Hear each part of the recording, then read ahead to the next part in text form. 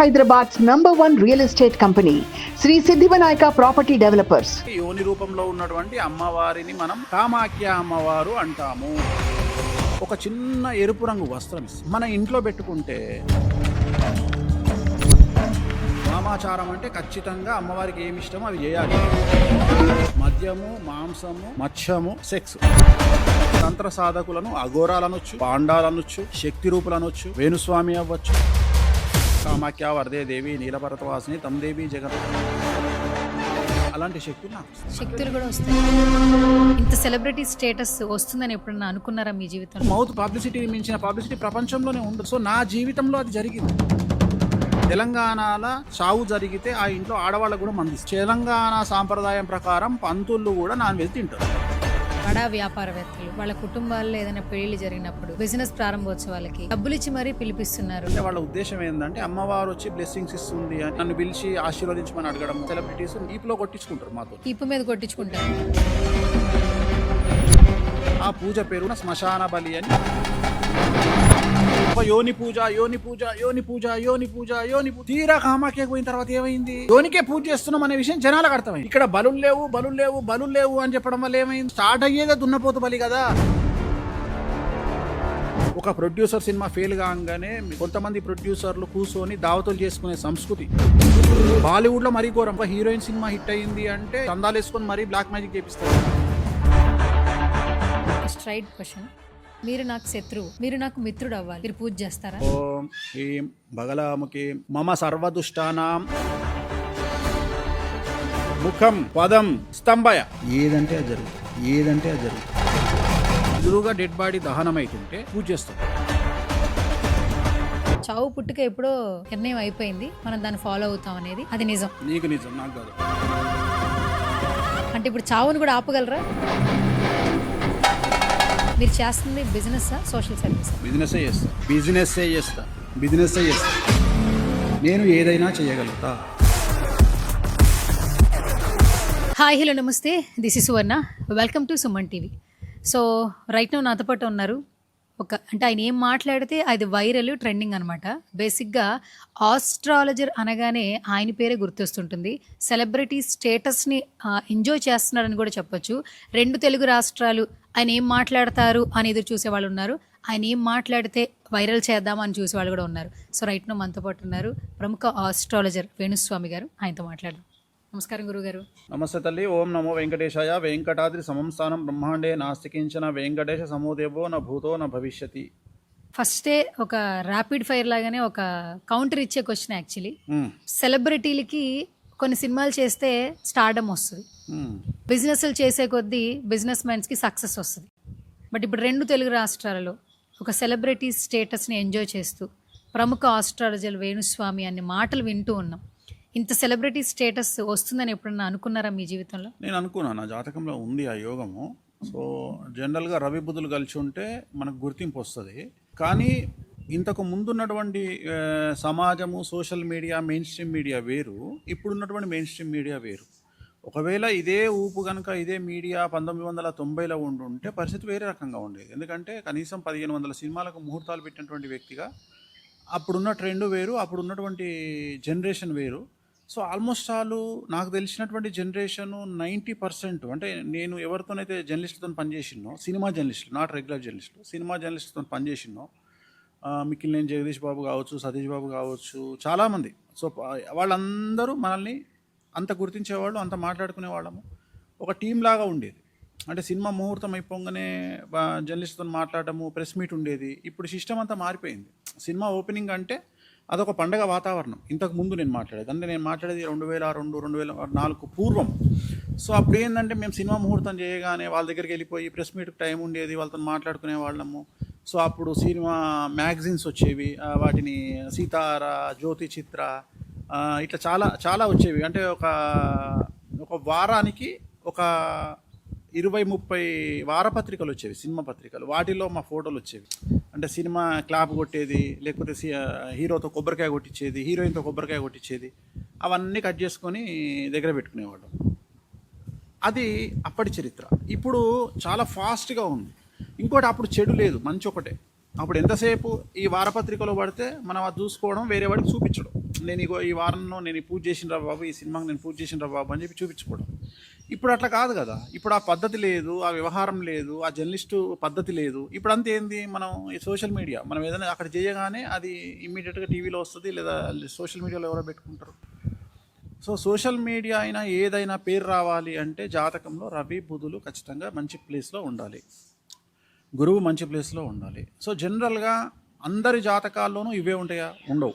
ఉదాహరణ, గురువు అనేవాడు వాక్కు కారకుడు. వాక్కు కారకుడు అంటే చెప్పినది జరగడానికి గురువు కారకుడు. నేను ఏదైనా జాతకం చెబితే ఆ జాతకం జరగాలి అంటే ఆ జాతకాన్ని జరిపించడానికి నా జాతకంలో గురువు మంచి స్థానంలో ఉంటే తప్ప అది వర్కౌట్ అవ్వదు. అదే నువ్వు యాంకర్లు బాగుండాలి జాతకం అంటే నీకు బుధుడు బాగుండాలి. ఇప్పుడు నీ జాతకం చెక్ చేస్తే దాంట్లో బుధుడు బాగుంటుంది.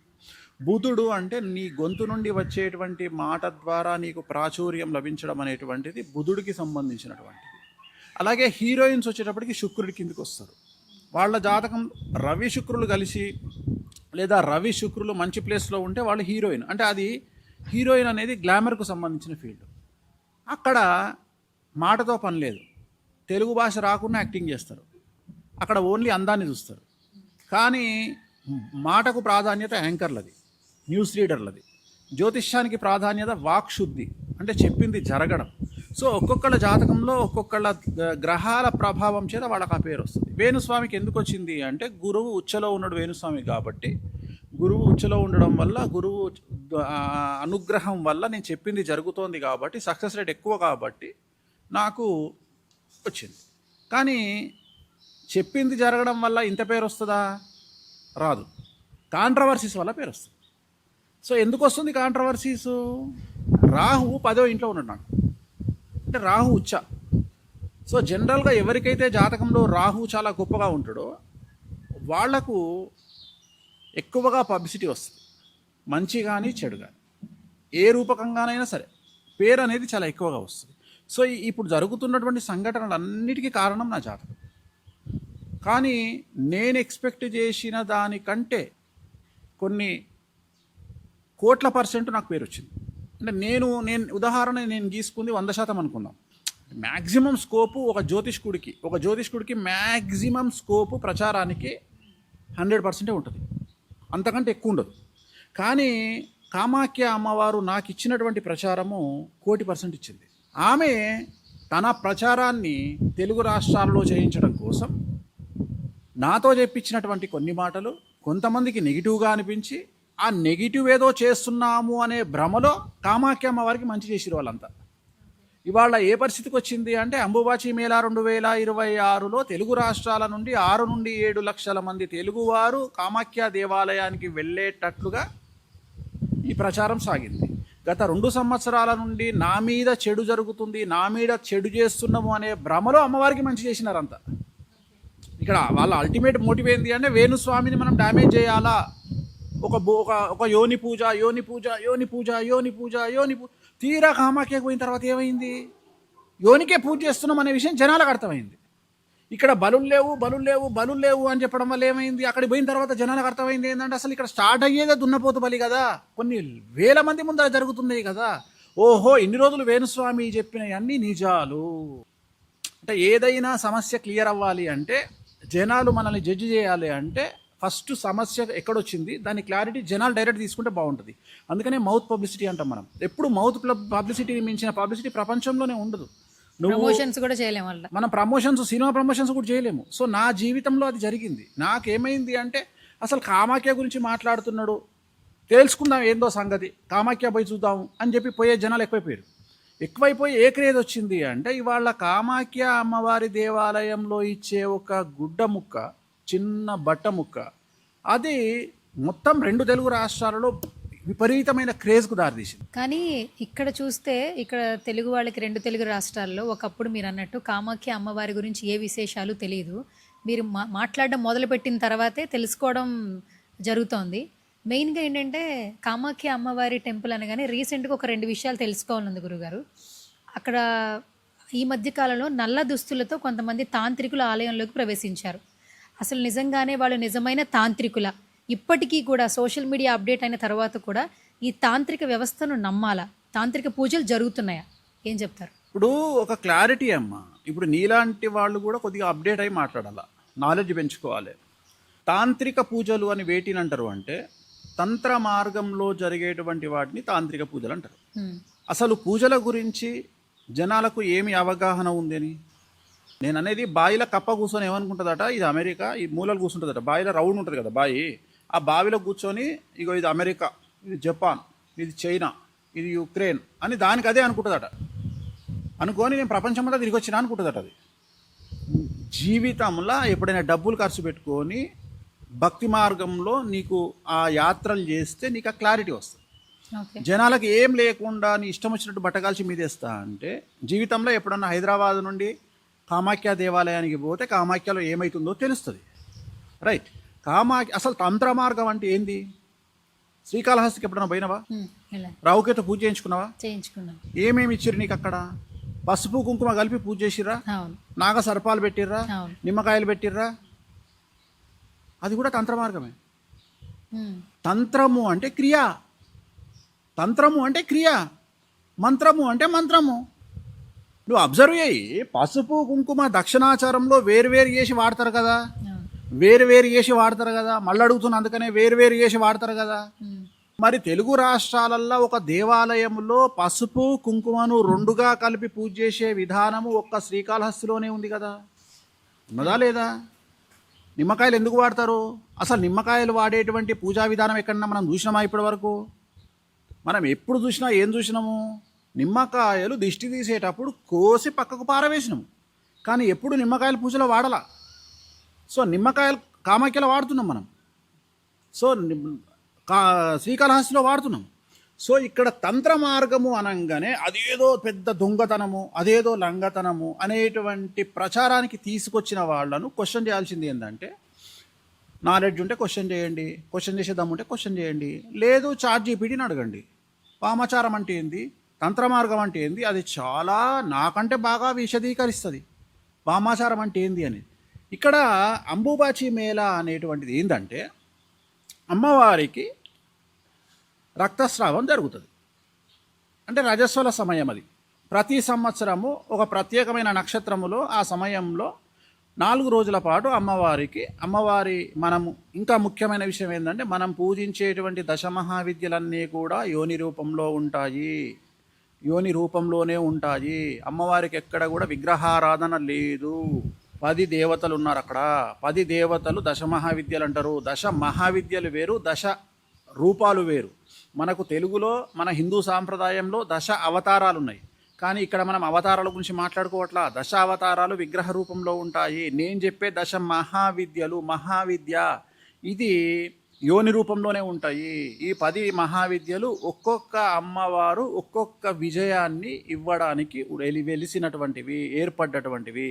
రెండవది, ఇక్కడ ఎక్కడ కూడా క్రియేట్ చేసి ప్రత్యేకంగా ప్రతిష్ఠించినటువంటి అమ్మవార్లు కాదు. అమ్మవారి పార్వతీదేవి సతీదేవి యొక్క యోని రూపము డైరెక్ట్ నీలాచలము అనేటువంటి కొండ మీద పడి, అది ఇంకా 9 ముక్కలు కాబడి మొత్తం 10 ముక్కలతోటి యోని రూపంలో ఉన్నటువంటి అమ్మవారిని మనం కామాఖ్య అమ్మవారు అంటాము. కామము అంటే ఎదవలు ఆలోచించినట్టుగా కామము అంటే చెడు ఆలోచన కాదు. కామము అంటే కోరిక మాత్రమే. మానవులు కోరుకునేటువంటి కోరికను కామము అంటారు. కొంతమంది ఎదవనా కొడుకులు కామాన్ని తీసుకుపోయి, కామము అనే దాన్ని తీసుకుపోయి, ఆ కోరికను తీసుకుపోయి అటాచ్ చేసారు. కామము అంటే కోరిక మాత్రమే. ఈ కోరికను తీర్చున్నటువంటి అమ్మవారి పేరు కామాఖ్య అమ్మవారు. సూపర్, చాలా చక్కగా చెప్పారు. ఇప్పటి వరకు ఇంత ఎక్స్ప్లెనేషన్ ఇంకా చెప్తున్నా, నువ్వు అడిగిన దానికి ఆన్సర్ కూడా కంప్లీట్ చేస్తా. సో ఇక్కడ నువ్వేమడిగినావంటే నల్ల బట్టలు వేసుకొని వచ్చినారు అని అడిగినావు. సో ఇక్కడ నల్ల బట్టలు వేసుకొని వస్తారు, ఎర్ర బట్టలు వేసుకొని వస్తారు. కామాఖ్య అమ్మవారికి ప్రతిరూపమైనటువంటి రంగు ఎరుపు, బగాలముఖి అమ్మవారికి ప్రతిరూపమైనటువంటి రంగు పసుపు. నువ్వు అబ్జర్వ్ చేస్తే వారములో 6 రోజులు నేను రెడ్ కానీ ఎల్లో కానీ ఇస్తాను. నువ్వు అబ్జర్వ్ చేస్తే నేను ఆ డ్రెస్ తప్ప వేరే డ్రెస్ వెయ్యా. ఇప్పుడు కూడా ఎరుపు ఉంది నా ఒంటి మీద. ఈ ఎరుపు అనేటువంటిది కామాఖ్య అమ్మవారికి ప్రతీక. అమ్మవారికి ఇష్టమైన రంగు ఇది, కామాఖ్య అమ్మవారి రంగు. ఎల్లో అనేది బగాలముఖి అమ్మవారికి రంగు. సో నలుపు అనేది కొంతమంది కాళీ రూపానికి ప్రతీక, కాళికాదేవి రూపానికి ప్రతీక. సో ఇక్కడ ఏ తంత్ర సాధకుడైనా ఇక్కడ తంత్ర సాధకులను అఘోరాలనొచ్చు, పాండాలనొచ్చు, శక్తి రూపులనొచ్చు, వేణుస్వామి అవ్వచ్చు, సాధన చేస్తాడు కాబట్టి నేనవ్వచ్చు. సో ఇక్కడ అమ్మవారిని సాధన చేసేటువంటి వామాచారంలో, అండర్లైన్ వామాచారం అంటే ఖచ్చితంగా అమ్మవారికి ఏమి ఇష్టమో అవి చేయాలి. అంటే మద్యము, మాంసము, మత్స్యము, ముద్రలు, ఇవి 5. ఈ 5 లేకుండా అమ్మవారి సాధన లేదు. ఈ 5 చేస్తేనే అమ్మవారు అక్కడ సిద్ధిస్తుంది. సో ఇవి లేకుండా మేము అమ్మవారికి పాయసం పెడతాము, పూలు పెడతాము, సెకండరీ, వాళ్ళ గురించి నేను మాట్లాడట్లా. సో అలాంటి వారు అమ్మవారికి ఎప్పుడైతే ఈ ఋతుస్రావం అనేది జరుగుతుంటుందో ఆ సందర్భంలో దేవాలయాన్ని మొత్తం పూలతో అలంకరించి లోపల, దేవాలయం లోపల యోనిపీఠం 3 ఉంటాయి. ఆ 3 అమ్మవార్ల యోనిల మీద ఒక బట్ట పరుస్తారు, పసుపు బట్ట, ఎరుపు బట్ట. ఆ బట్టను మొత్తం దాంట్లో వేసేస్తారు, కట్టలు కట్టి. వేసినప్పుడు అమ్మవారికి ఆ ఎరుపు రంగులో వచ్చినటువంటి స్రావము అది ఈ బట్టను మొత్తం తడిపేస్తుంది. తడిపిన తర్వాత మిగిలినటువంటి స్రావము బ్రహ్మపుత్ర నదిలో కలుస్తుంది. సో ఎప్పుడైతే ఈ ద్వారబంధనం జరిగిందో, ఈ ద్వారబంధనం జరిగినప్పుడు చాలా విపరీతమైనటువంటి శక్తులు అమ్మవారి దేవాలయంలో ఉంటాయి అని తంత్ర సాధకుల యొక్క నమ్మకము. సో అందుకని వీళ్ళు ఏం చేస్తారు, బగలాముఖి సంబంధించినటువంటి మంత్రాన్ని కానీ, వారికి నచ్చినటువంటి దశమహావిద్యల మంత్రాన్ని కానీ వీళ్ళందరూ కూడా జపిస్తూ దేవాలయం చుట్టూ కూర్చొని ఉంటారు, లేదా దేవాలయం చుట్టూ పరిక్రమ చేస్తారు. అంటే ఒక 3, 10, 40 వాళ్ళ ఇష్టాన్ని బట్టి మంత్ర సాధన చేస్తూ కామాఖ్య వరదే దేవి నీలపర్వతవాసిని తం దేవి జగన్మాత యోనిముద్రే నమోస్తుతే, ఇది మూలమంత్రం. ఈ మంత్రాన్ని అమ్మవారి మంత్రాన్ని జపిస్తూ సో కొండ చుట్టూ, అమ్మవారి దేవాలయం చుట్టూ తిరుగుతారు. తిరిగినప్పుడు వారికి కొన్ని శక్తులు వస్తాయి. ఏం శక్తులు వస్తాయి? నేను ఎలాగైతే నేను చెప్పింది జరగాలి అని నేను కోరుకుంటానో ఒక జ్యోతిష్కుడిగా, అలాంటి శక్తులు నాకు వస్తాయి. అట్లనే అవే శక్తులు వస్తాయి. అమ్మవారి కామము, కోరిక, ఇది నా కోరిక, ఈ కోరికను ఆ టైంలో అమ్మవారు తీరుస్తుంది. సో ఇలా ఎవరి సాధకులు ఎవరికి ఏం కావాలనో వాళ్ళు, కొంతమంది అఘోరాలు, ఇంకా కొంతమంది స్వామీజీలు, కొంతమంది పాండాలు, కొంతమంది సాధకులు, కొంతమంది తంత్ర మార్గం చేసేవాళ్ళు, వీళ్ళందరూ కామాఖ్య దేవాలయానికి ఆ సందర్భంలో వస్తారు. ఇది అయిపోయినాక అమ్మవారి దేవాలయం ఓపెన్ అయినాక 2 ఇస్తారు అక్కడ. ఒకటి ఎరుపు రంగులో ఉండే నీరు, అది జనాలకు ఇవ్వరు, చాలా తక్కువ మందికి ఇస్తారు, సాధకులకే ఇస్తారు. అలాగే ఒక చిన్న ఎరుపు రంగు వస్త్రం ఇస్తారు. అది ఎరుపు రంగులో ఉండొచ్చు, పసుపు రంగులో ఉండొచ్చు, చిన్న వస్త్రం, ఇంతే. అది మన ఇంట్లో పెట్టుకుంటే ఎక్కడికో వెళ్ళిపోతాము అనేది, అన్ని సకలం సిద్ధిస్తాయి అనేది నమ్మకం. చాలా మంది నమ్ముతున్నారు. చాలా మంది నార్త్ ఇండియాలో ఉండేవారి నమ్మకం. వేణుస్వామి వల్ల తెలుగు రాష్ట్రాల్లో పరిచయం అయింది. యాక్చువల్గా దీనికంటే ముందు ఇంకొకటి ఉంది, ఏంటంటే ఇదే తంతు కరెక్ట్గా దసరా నవరాత్రి ఉత్సవాలలో మొత్తం నార్త్ ఇండియా అంతా అమ్మవారి పూజలు చేస్తారు, కాళీ పూజలు. అప్పుడు ప్రత్యేకించి ఒక జీవానికి సంబంధించినటువంటి గర్భసంచికి సంబంధించినటువంటి ఒక వస్తువును వాళ్ళ ఇండ్లలో ఉంచుకోవడం ఆనవాయితీ. అది పెట్టుకుంటే సక్సెస్ దొరుకుతుంది అనేటువంటిది అక్కడి జనాల యొక్క నమ్మకం. ప్రత్యేకించి ఒక ప్రాంతానికి సంబంధించిన వాసులకు సంబంధించిన నమ్మకం. కానీ కామాఖ్య అనేది జగత్తుకు సంబంధించింది కాబట్టి ఆ వస్త్రము ఎవరి దగ్గర ఉంటే వాళ్లకు అష్ట ఐశ్వర్యాలు సిద్ధిస్తాయి, అన్ని కోరికలు సిద్ధిస్తాయి అనేటువంటిది నమ్మకం. సో దీన్ని కొంతమంది ఆసరాగా తీసుకొని తెలుగు రాష్ట్రాలలో ఇక్కడ కూడా అమ్మవారు రజస్వలైతుంది అని చెప్పి దొంగతనంగా చాలా వరకు ఆ దొంగ వస్తువులు అమ్మడం స్టార్ట్ చేశారు. ఇది మా దగ్గర వచ్చింది అని కొంతమంది స్వామీజీలు మా దేవాలయంలో ఏర్పడింది అని కుంకుమ నీళ్ళు కలిపి ఇట్లా అని దాన్ని ఇవ్వడము, డబ్బులు తీసుకోవడము, టెంపుల్కు డొనేషన్లు తీసుకోవడం, అక్కడికి వచ్చింది ప్రస్తుతం పరిస్థితి. అడగమ్మా. అయితే ఇప్పుడు మీరు ఏదైతే చెప్పారో ఆ ఎర్ర వస్త్రం, దాన్ని ప్రసాదంగా భావిస్తారని కూడా విన్నాను. ప్రసాదం అంటే అక్షతలను ఏమని, ఇప్పుడు తిరుమలలో వెంకటేశ్వర స్వామి వారి దేవాలయంలో మనకి ఏమి ఇస్తారు అంటే, నువ్వు అబ్జర్వ్ చేస్తే విఐపి ప్రసాదం అని ఒకటి ఉంటుంది, ఒక కవర్ ఉంటుంది, పేపర్తోనూ కవర్ ఉంటుంది, తిరుమల తిరుపతి దేవస్థానం ఆశీర్వచనం అని దాని మీద ప్రింట్ అయి ఉంటుంది. దాంట్లో ఏముంటాయి అంటే ఒక వాటర్ బాటిల్ అంటే తీర్థము ప్లస్ అక్షతలు, అంటే అది ప్రసాదం. అట్లనే కామాఖ్య అమ్మవారి దగ్గర మనకు ఇచ్చేటువంటి ప్రసాదము ఇది అంబుబాచి మేళా తర్వాత మనకు అక్కడ అక్షతలు ఇయ్యరు. కామాఖ్య దేవాలయంలో అక్షతలు ఉండవు. వాళ్ళంతా తెల్ల బియ్యము నువ్వులతోటే పూజ అవుతుంది. ఓకే. సో అవే ఉంటాయి. తంత్ర మార్గంలో వాటినే వాడతారు. పసుపు అనేది వాడరు, కుంకుమ ఒకటే ఉంటుంది. సో కుంకుమ మరియు మేక రక్తంలో కలిపినటువంటి కుంకుమ, ఈ రెండింటినే మనం బొట్టుగా పెట్టుకుంటాం. అలాగే తీర్థం ఏమి ఇస్తారు మనకు? మందు కలిపినటువంటి నీళ్ళు ఇస్తారు. డైరెక్ట్గా లిక్కర్ కలిపినటువంటి తీర్థాన్ని మనకు హోమం చేసిన తర్వాత మన చేతిలో వేస్తే మనం తాగుతాం. అలాగే ప్రసాదం ఏమి ఇస్తారు? అన్నప్రసాదము. డైరెక్ట్గా పాలకూర పప్పులో మటన్ వేసి వండినటువంటి ప్రసాదాన్ని, అన్నాన్ని, అంటే ప్రసాదం అన్నప్రసాదాన్ని మనకు కూరను మనకు ఇస్తారు. మనం అన్నంలో కలుపుకొని వాళ్ళు ఇచ్చిన భోగమే అంటారు. ఆ భోగంలో ఏమేమి ఉంటాయి? ఒక చేప, మటన్ అంటే పాలకూర, మటను, పప్పు ప్లస్ అన్నము ప్లస్ పరమాన్నము, ఇవి కలిపి మనకు నైవేద్యం ఇస్తారు, భోగం ఇస్తారు. మనం అవి తినొచ్చు. అది కాకుండా ఇంట్లో పెట్టుకోవడానికి ఇచ్చేది ఒక చిన్న కాయ లాంటి వస్తువు ఉంటుంది, అది ఇస్తారు. ₹1 కాయని ఇస్తారు. ఓన్లీ అంబుబాచి మేళా తర్వాత ఈ రెడ్ వస్త్రం ఇస్తారు. ఇది ఎప్పుడు పడితే అప్పుడు దొరకదు. ఇది ఓన్లీ జూన్లో అంబుబాచి మేళా అయిన తర్వాత ఒక నెల వరకు మాత్రమే మ్యాక్సిమం. అంటే జనాలకు ఇచ్చేది 2 రోజులే. ఉదాహరణ 26వ తారీఖు నాడు ఎండ్ అయింది, 26వ తారీఖు పొద్దున్న దేవాలయం ఓపెన్ అయింది, మ్యాక్సిమం 29 వరకే ఇచ్చిర్రు. అది తర్వాత ఆపేసారు. అంటే అంతమందికి ఇవ్వలేరు కదా. కానీ అక్కడ దేవాలయానికి సంబంధించినటువంటి 4 కుటుంబాలు ఉంటాయి. ఆ 4 కుటుంబాలకు మాత్రమే రైట్స్ ఉంటాయి. వాళ్ళ దగ్గర ఆ బట్ట ఉంటుంది. వాళ్ళను మనం నెల తర్వాత అడిగినా 2 నెలల తర్వాత అడిగినా మనకి ఇస్తారు. గురుగారు, నాకు ఒక చిన్న డౌట్. మీరు ఏదైనా ఓపెన్గా మాట్లాడతారు కాబట్టి, మనకి ఇక్కడ మన సంస్కృతి సాంప్రదాయాలను ఒకసారి చూస్తే పీరియడ్ టైమ్స్లో అమ్మాయిలు ఉన్నప్పుడు వాళ్ళని కొన్ని శుభ కార్యక్రమాలకి దూరంగా ఉంచుతారు. ఇంట్లో కూడా అన్నీ తిరగొద్దంటారు, బీరువాళ్ళు ముట్టుకోవద్దంటారు. అండ్ పెళ్ళిళ్ళు జరిగినాయి అనుకోండి, ఆ ముహూర్తంలో పెళ్లి చేసుకోకూడదు కాబట్టి ఆ డేట్ లేని టైంలో మారుస్తారు. అంటే ఆ టైంలో కొంచెం దూరంగా ఉంచుతారు. అంటే శుభశకనం కాదు, ఒక మైలు పడిన వ్యక్తిగా చూస్తూ ఉంటారు. ఇక్కడ చూస్తే కంప్లీట్గా యోని పూజలు చేయడం, ఆ మాతని పూజించడం, కోరిక కోరడం, అండ్ ఆ ఋతుస్రావమైనటువంటి ఆ క్లాత్ని తీసుకొచ్చి ఇంట్లో పెట్టుకోవడం ఆపోజిట్గా చూస్తున్నాం మనం. ఇక్కడ చూడట్లేదు. ఇక్కడ చూస్తే ఎక్కడ లేదు, పీరియడ్ టైంలో ఎక్కడ లేదు. ఇది నిజంగా ఏ మనం నేర్పియక మనం దొంగనా కొడుకులం కదా. మనకు సాకులు కావాలి. మనం పూజించేటువంటి శివుడు ఏ ఆకారంలో పూజిస్తున్నాము చెప్పమ్మా?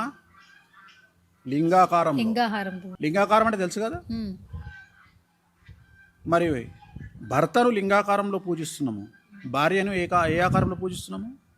యోని రూపంలో. అంటే ఇక్కడ యాక్చువల్గా హిందూ మతం ఏం చెప్తుంది?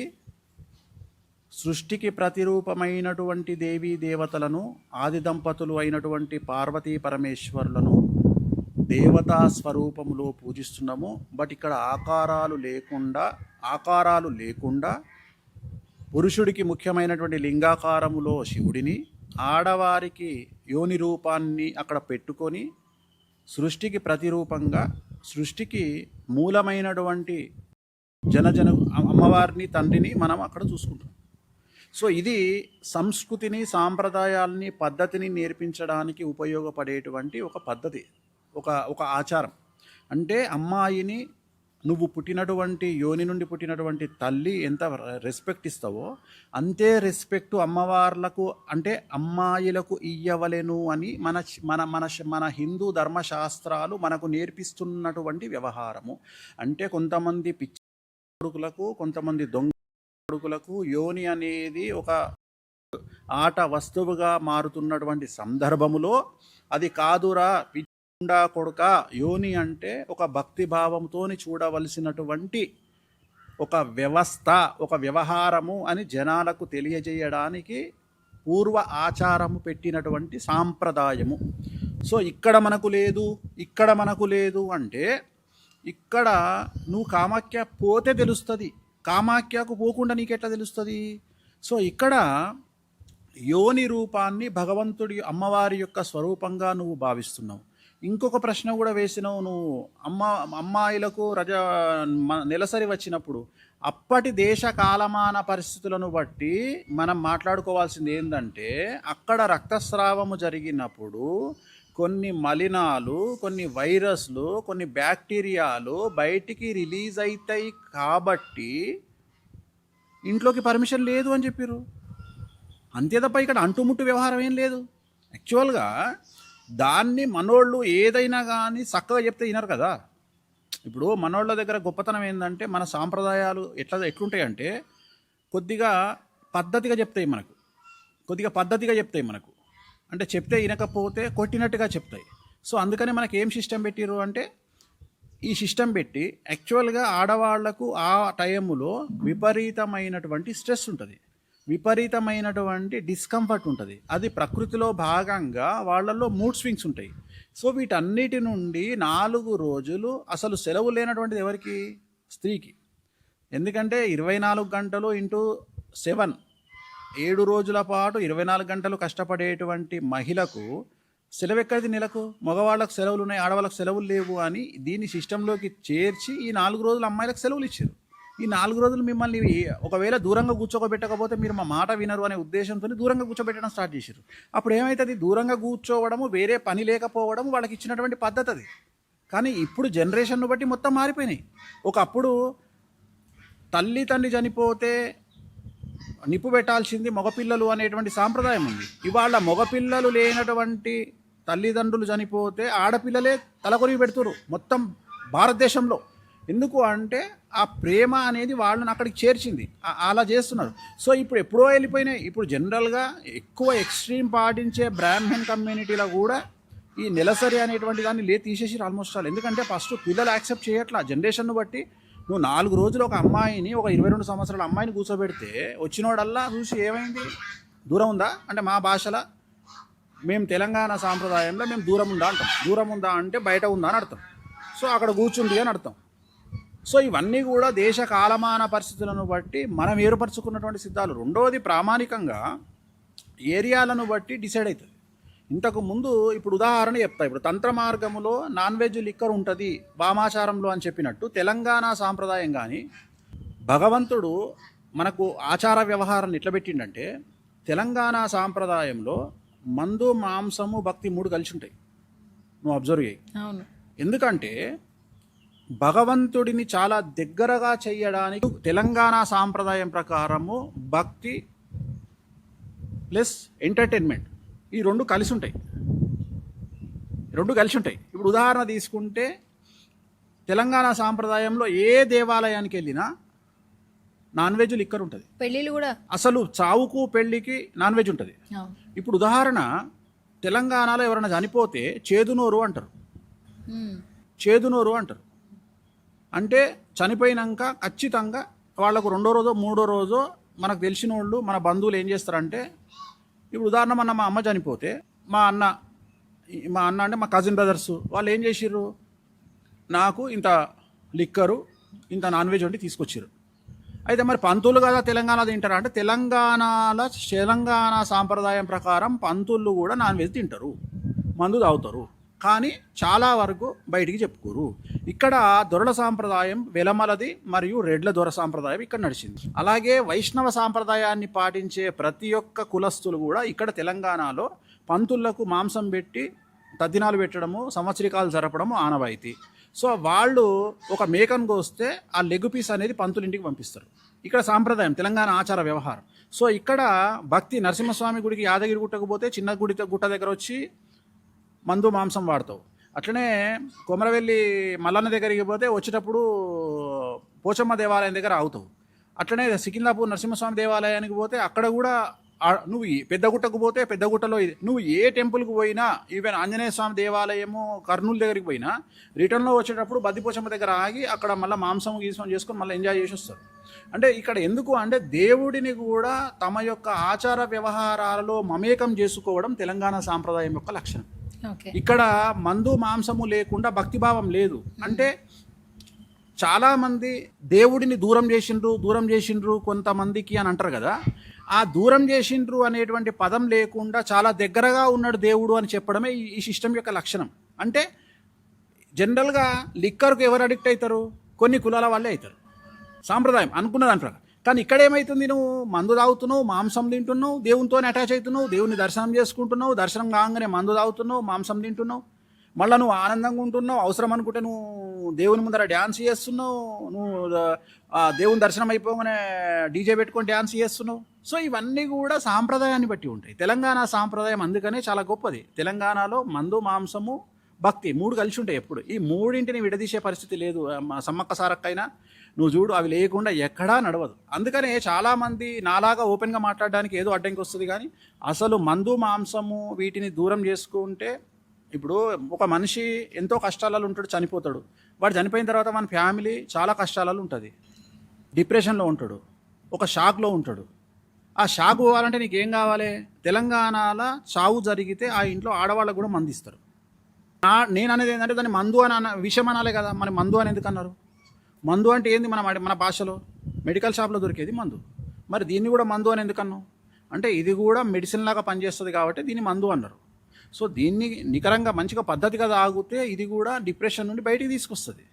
సో ఈ సాంప్రదాయాలని చాలా డిఫరెంట్ సాంప్రదాయాలు ఏరియాని బట్టి ఉంటాయి. సో ఒక ఏరియాలో ఒక రకంగా ఆలోచిస్తారు, ఇంకో రకంగా ఆలోచిస్తారు. ఓకే. సో వేణుస్వామి గారు, ఇప్పుడు తెలంగాణలో ఉన్నటువంటి పూజా క్రతువుల గురించి ఇక్కడ ఏ విధంగా ఉంటుంది, కొన్ని చాలా బాగా చెప్పారు. కాబట్టి ఇప్పుడు రీసెంట్గా ఒక కాంట్రవర్సీ నడుస్తోంది. ఒక సినిమా ప్రమోషన్కి సంబంధించి ఒక పూజ, ఇడుపు కాగితం అనేది కొంతమంది ఏపీలో ఉన్న వాళ్ళకి ఆ పదానికి అర్థం తెలియదు. తర్వాత ఒక సినిమా వస్తుందని మాత్రమే తెలుసు. బట్ తెలంగాణలో ఇడుపు కాగితం అంటే విడాకులు అని అర్థం అంట. వాళ్ళు ఒక సినిమా ప్రమోషన్ దిశగా ఒక టైటిల్ లాంచ్ చేశారు. ఆ నెక్స్ట్ రోజు నుంచి ఎక్కడ చూసినా ఇడుపు కాగితం మీద కాంట్రవర్సీలు జరుగుతున్నాయి. ఆ పదం గురించి మాట్లాడుతున్నారు. సినిమాని తీసుకొద్దామని సినిమా టీం అనుకుంటుంటే ఇది కొంచెం డిఫరెంట్ వేలో కనిపిస్తూ ఉంది. ఇంకో కొంతమంది ఏమంటారంటే ఇవన్నీ ఇన్ని కాంట్రవర్సీ మధ్యన ఈ సినిమాను మొదలు పెడతారా, రిలీజ్ చేస్తారా లేదా అన్న అనుమానాలు కూడా వ్యక్తం అవుతున్నాయి. ఏం లేవు, ఎందుకు అనుమానాలు వస్తాయి? సినిమా అనేది సినిమా రకంగా చూడాలి. ఇప్పుడు సినిమా అనేది సినిమా రకంగా చూడాలి. ఇప్పుడు ఉదాహరణ, పెద్ద సినిమా వచ్చింది, నాకు సినిమా అర్థం కాలేదు, చూసిన, అర్థం చేసుకోవడానికి ప్రయత్నం చేసిన. ఒక సినిమా అభిమానిగా పుష్ప సినిమా చూసిన, అర్థమైంది, అర్థం చేసుకోవడానికి ప్రయత్నం చేసిన. ఆ స్లాంగ్ మనకు అర్థం కాదు. జనరల్గా శ్రీకాకుళం స్లాంగు, చిత్తూరు స్లాంగు, పాతది 1970 స్లాంగ్ మనకు అర్థం కాదు. ఇప్పుడు అట్లా ఏం, మనం ఆల్మోస్ట్ మన భాష మారింది. సో తెలంగాణలో మన బలగమని సినిమా వచ్చింది, బ్లాక్ బస్టరు, అతిపెద్ద హిట్. సో ఎన్ని రోజులు తెలంగాణను ఒక విలన్కు మాత్రమే పరిమితం చేసి తీసినటువంటి తెలుగు సినిమా వ్యవస్థ ఇక మీదట కూడా ఇక్కడ తెలంగాణలో కూడా, సో తెలంగాణకు సంబంధించిన హీరోలు బయటకు వస్తున్నారు. సో చాలా వరకు దిల్ రాజు ప్రొడ్యూసర్ అయిన తర్వాత చాలా సిస్టమ్ మారింది. ఎందుకంటే దిల్ రాజు తెలంగాణ వాడిగా, దిల్ రాజు వచ్చిన తర్వాత తెలంగాణ హీరోలు స్టార్ట్ అయ్యారు, తెలంగాణ ఆర్టిస్టు స్టార్ట్ అయ్యారు. అట్లనే తెలంగాణ సినిమాలు కూడా కల్చర్ అనేటువంటిది స్టార్ట్ అవుతుంది. ఇప్పుడు నాకు తెలిసినటువంటి కొంతమంది ప్రొడ్యూసర్లు కూడా ఇప్పుడు సినిమా తీయబోతున్నారు. మన ఏమంటారు, పోతురాజు అని ఒక సినిమా రాబోతుంది. సో తెలంగాణ కల్చర్ మీద చాలా సినిమాలు వస్తున్నాయి. నేను అనే పాయింట్ ఏంటంటే సినిమా అనేది సినిమానగానే చూడాలి. రెండోది, ఇక్కడ విమర్శ అనేది ఎట్లుంది అంటే, ఇడుపు కాగితము అనేది it is very easy to know. అంటే నేను ఏమంటున్నా అంటే, ప్రతి భాషలోనూ ప్రతి యాసలోనూ చాలా రకాల అర్థం చేసుకునే విధానము మనకు అర్థం కాకపోవచ్చు. కొంతమంది స్పీడ్గా మాట్లాడతారు, ఒక్కొక్క భాష స్పీడ్గా యాస ఉంటుంది. శ్రీకాకుళంలో మాట్లాడే యాస మనకు అర్థం కాదు, బట్ అర్థం చేసుకోవడానికి ప్రయత్నం చేస్తాం. అట్లనే నెల్లూరు యాస ఒక టైపులో ఉంటుంది. రెండోది ఏంటంటే, ప్రతి భాష ప్రతి రాష్ట్ర బార్డర్లోనూ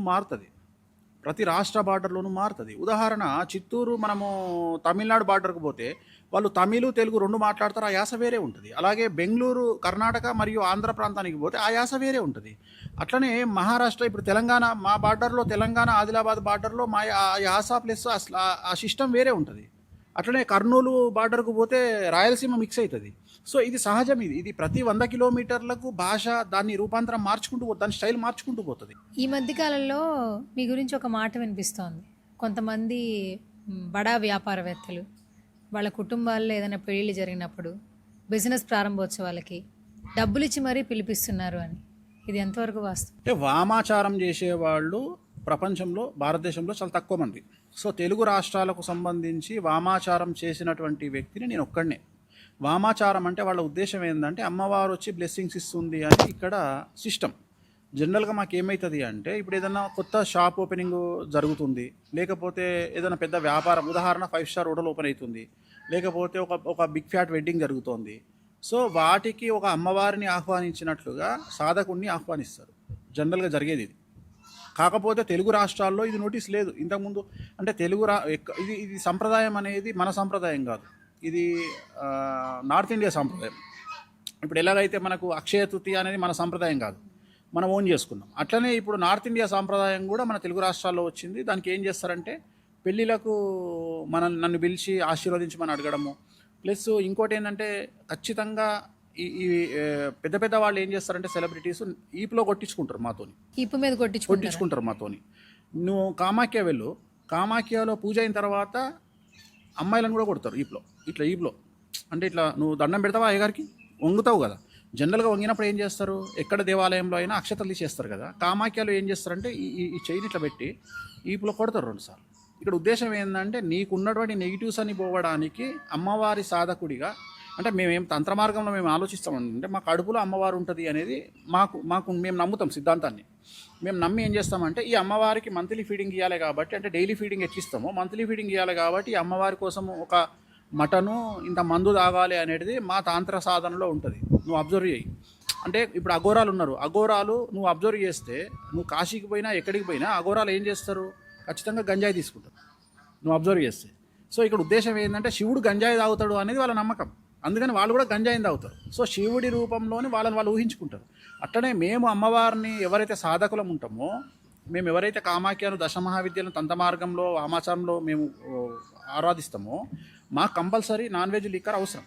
సో వాళ్ళ ఉద్దేశం ఏంటి అంటే సెలబ్రిటీస్ కానీ పెద్ద పెద్ద వాళ్ళు కానీ బిగ్ ఫ్యాట్ వెడ్డింగ్లు చేసుకునే వాళ్ళు కానీ డబ్బున్న వాళ్ళు కానీ ఏమనుకుంటారంటే ఈ అమ్మవారే వచ్చింది అని భావించి పిలుచుకొని ఈపులో కొట్టించుకుంటారు. అంటే ఒక ఇట్లా బ్లెస్సింగ్సే, కానీ జనరల్గా నువ్వు నెత్తి మీద బ్లెస్సింగ్ చూస్తావు. ఇప్పుడు మామూలుగా నేను తెలుగు వాళ్ళైతే నేను నెత్తి మీద ఇట్లా పెడతా చెయ్యి, ఎవరైనా ఇప్పుడు బాలయ్య బాబు కానీ పెద్ద పెద్ద వాళ్ళు నెత్తి మీద చేయబెట్టి ఆశీర్వదిస్తారు. కానీ ఇక్కడ ఏంటంటే వాళ్ళని ఇట్లా హెడ్ మీద చేయబెట్టి ఇట్లా ఉంచి ఇట్లా ఈపులో ఇట్లా ఒక దెబ్బేయడం అయిపోయింది అంతే. ఇది బ్లెస్సింగ్ ఇది. సో అమ్మవారే వచ్చి కొట్టింది, మాకేమైనా నెగిటివ్స్ ఉన్నాయి, మా మీద ఏమైనా ప్రయోగాలు జరిగినాయి పోయినాయి అనే ఉద్దేశంతో మనల్ని పిలిచి మనకు ఒక బట్టలు పెట్టి ఇన్ని డబ్బులు ఇచ్చి మనల్ని, అదేమైంది అంటే అట్లా కూడా మాకు ఇప్పుడు ఉదాహరణ. కాకపోతే అందుకని ఎవరి ఫంక్షన్ ఇచ్చినా నేను పోను. అంటే ఇప్పుడు ఏమవుతుంది అంటే అన్ని ఫంక్షన్లకు అటెండ్ అయితే ఈ హోదా మిస్ అవుతుంది. ఇప్పుడు కొన్ని నార్మల్ ఇన్విటేషన్స్ ఉంటాయి, కొన్ని స్పెషల్ ఇన్విటేషన్స్ ఉంటాయి. నార్మల్ ఇన్విటేషన్కి పోతున్నాము అంటే మన అటెండెన్సే గొప్పది. అక్కడ ఇక్కడ ప్రివిలేజ్ కాదు, నువ్వు సెలబ్రిటీగా పోతలేవు, నువ్వు అమ్మవారి ప్రతిరూపంగా పోతున్నావు అక్కడికి. అందుకని ఇది ప్రీషియస్. సో అందుకని ఎక్కడికి పడితే అక్కడికి నేను పోను. జనరల్గా నాకు ఫంక్షన్లు కూడా ఇప్పుడు నెలకు మొన్న ఒక 50 వచ్చినాయి, పోలే నేను. సో డిఫరెంట్గా ఉంటుంది. ఓకే. సో ఇంకొకటి ఏంటంటే ఏ సమస్య వచ్చినా వేణుస్వామి దగ్గరికి వెళ్తే పరిష్కారం దొరుకుతుందని ఈ మధ్యకాలంలో చాలామంది, ఇప్పుడు మేము ఒక ఇంటర్వ్యూ చేస్తాము, మాకే కాల్ చేసి నాకు వేణుస్వామి గారి అపాయింట్మెంట్ కావాలి అని నాకు కాల్ చేసిన వాళ్ళే చాలా మంది ఉన్నారు. నేను మీకు ఫోన్లు కూడా చేసి చెప్పాను. కరెక్టే, అది నమ్మొచ్చు. నేను అలా ఒక 2 కాంటాక్ట్స్ కూడా షేర్ చేశాను యాక్చువల్లీ. ఒకళ్ళేమో వివాహానికి సంబంధించి చేశారు, ఒకళ్ళు బిజినెస్ సంబంధించి చేశారు. ఎంత కష్టపడినా కూడా ఇంట్లో డబ్బు నిలవట్లేదట. సో దాని గురించి కూడా అడిగారు. అపాయింట్మెంట్ అదంతా ఫీజు అంతా అడిగినప్పుడు కూడా నేను మీ మేనేజర్ సంపత్ గారికి కాల్ చేసి చెప్పాను యాక్చువల్లీ. సో ఇంటర్వ్యూలు చేస్తున్న వాళ్ళకు కూడా వేణుస్వామిని కలవాలి, వేణుస్వామితో మాట్లాడాలి, వేణుస్వామి దగ్గరికి వెళ్తే ఏదో జరుగుతుందని ఒక ఇదిలోకి తీసుకొచ్చేసారు మీరు. ఈ ప్రయాణం ఎప్పటి నుంచి మొదలైంది, ఎన్నేళ్ల నుంచి మొదలైంది అసలు? అంటే ఇప్పుడు నమ్మకం వచ్చింది ప్రతి ఒక్కరికి, ఈ నమ్మకం రాకముందు ఎన్నేళ్ల సాధన ఇదంతా? ఎంత భయంకరంగా ఉంటుంది అంటే పేరు చెప్పలేను. నిన్నాక మన టీవీ ఇండస్ట్రీకి సంబంధించి అతి పెద్ద ఛానల్లో పనిచేసేటువంటి ఒక యాంకర్ హస్బెండ్ ఐసీయూలో ఉన్నాడు. ఇప్పుడు ఈరోజు 1 వీక్ నుండి ఉన్నాడు. కంటిన్యూగా ఆమె నాకు ఫోన్ చేస్తూ ఉంది, నేను లేను, బయట ప్రోగ్రాంలో ఉన్నా. సడన్గా నాకు మెసేజ్ పెట్టింది, మా వారు ఐసీయూలో ఉన్నారని. ఏడ్చుకుంటూ, నేను ఫోన్ చేయగానే ఏడ్చుకుంటూ మాట్లాడుతుంది. అసలు ఎంత బాధ అనిపిస్తుంది అంటే మామూలు బాధ అనిపించదు. ఆమె ఏమంటుంది అంటే, మీరు ఏదైనా చేయగలుగుతారు, బ్రతికించండి. అసలు అంటే ఆ జాతకుడికి యోగం లేకపోతే ఎట్లా బతుకుతాడు? మన ప్రయత్నం మనం చేస్తాం. ఆల్రెడీ అక్కడ ఆయన జాతకంలో అనారోగ్య సమస్యలు ఉన్నాయి, వాటిని మనం పూజ రెక్టిఫై చేసినాము, పూజ చెప్పినాము, చేసుకున్నారు, వచ్చిండ్రు, అన్నీ జరుగుతున్నాయి. సడన్గా తను ఒక 1 వీక్ బ్యాక్ కొలాప్స్ అయ్యిండు, ఐసీలో ఉన్నాడు. మన ఆఫీస్కి ఒక క్లయింట్ వచ్చింది, జాతకం చూసిన తర్వాత ఏడ్చుకుంటూ 2 కాళ్ళు పట్టుకొని మీరైతే ఏదన్నా అవుతుంది, మీరు ఏదైనా చేయగలుగుతారు. సో నేను ఎంతవరకు చేయగలుగుతా అంటే మ్యాక్సిమం సమస్య రాకముందు నాకుండే స్వేచ్ఛ 100%, కానీ సమస్య వచ్చిన తర్వాత నా స్వేచ్ఛ తగ్గుతూ వస్తుంది. ఉదాహరణ వాళ్ళకి అర్థమయ్యే భాషలో చెప్పాలంటే డాక్టర్ ఏమంటాడు, గంట ముందు తీసుకొచ్చింటే మేము బతికిచ్చేవాళ్ళం అంటాడు. సో మీదేనా అంతే? సో నేనేందంటే మీరు సమస్య, ఇది సమస్య, కానీ ఇక్కడ ప్రాబ్లం ఏమైంది, నన్ను విమర్శించడానికి నా స్టైల్ను విమర్శిస్తున్నారు. సో నేను ఎందుకు నెగిటివ్లు చెప్తున్నా, పెద్ద పెద్ద నష్టాలు జరగకూడదు అనే ఉద్దేశంతో నెగిటివ్లు చెప్తున్నా. సో నేను పాజిటివ్లు చెప్పను. నేను నీకు క్యాన్సర్ వస్తుందనో, నీకు ఇంకో ప్రాబ్లం అవుతుందనో, ఇన్కమ్ ట్యాక్స్ రైడ్ అవుతుందనో, ఈడీ రైడ్ అవుతుందనో, ఇవన్నీ నేను ఎందుకు చెప్తున్నా అంటే రాబోయే సమస్యల నుండి మీ ప్రయత్నాలు మీరు చేసుకుంటారు అనే ఉద్దేశంతోనే చెప్పబడుతున్నటువంటి మాటలు ఇవన్నీ. సో వేణుస్వామి మాట్లాడితే నెగిటివ్గా మాట్లాడతాడు. నేను ఎక్కడో చూసిన ఒక ఆడామె వచ్చి మాట్లాడుతుంది. నేను మొన్న ఒక ఇంటర్వ్యూలో చెప్పిన,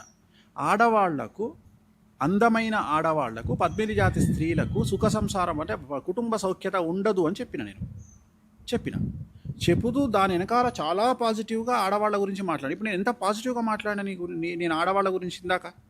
సో ఇలాంటి పాయింట్లు ఎవడు మాట్లాడు. వేణుస్వామి చెప్పిండు అమ్మాయిలకట, అందమైన అమ్మాయిలకు భర్తలు ఉండరట, భర్తలు వదిలేస్తారట.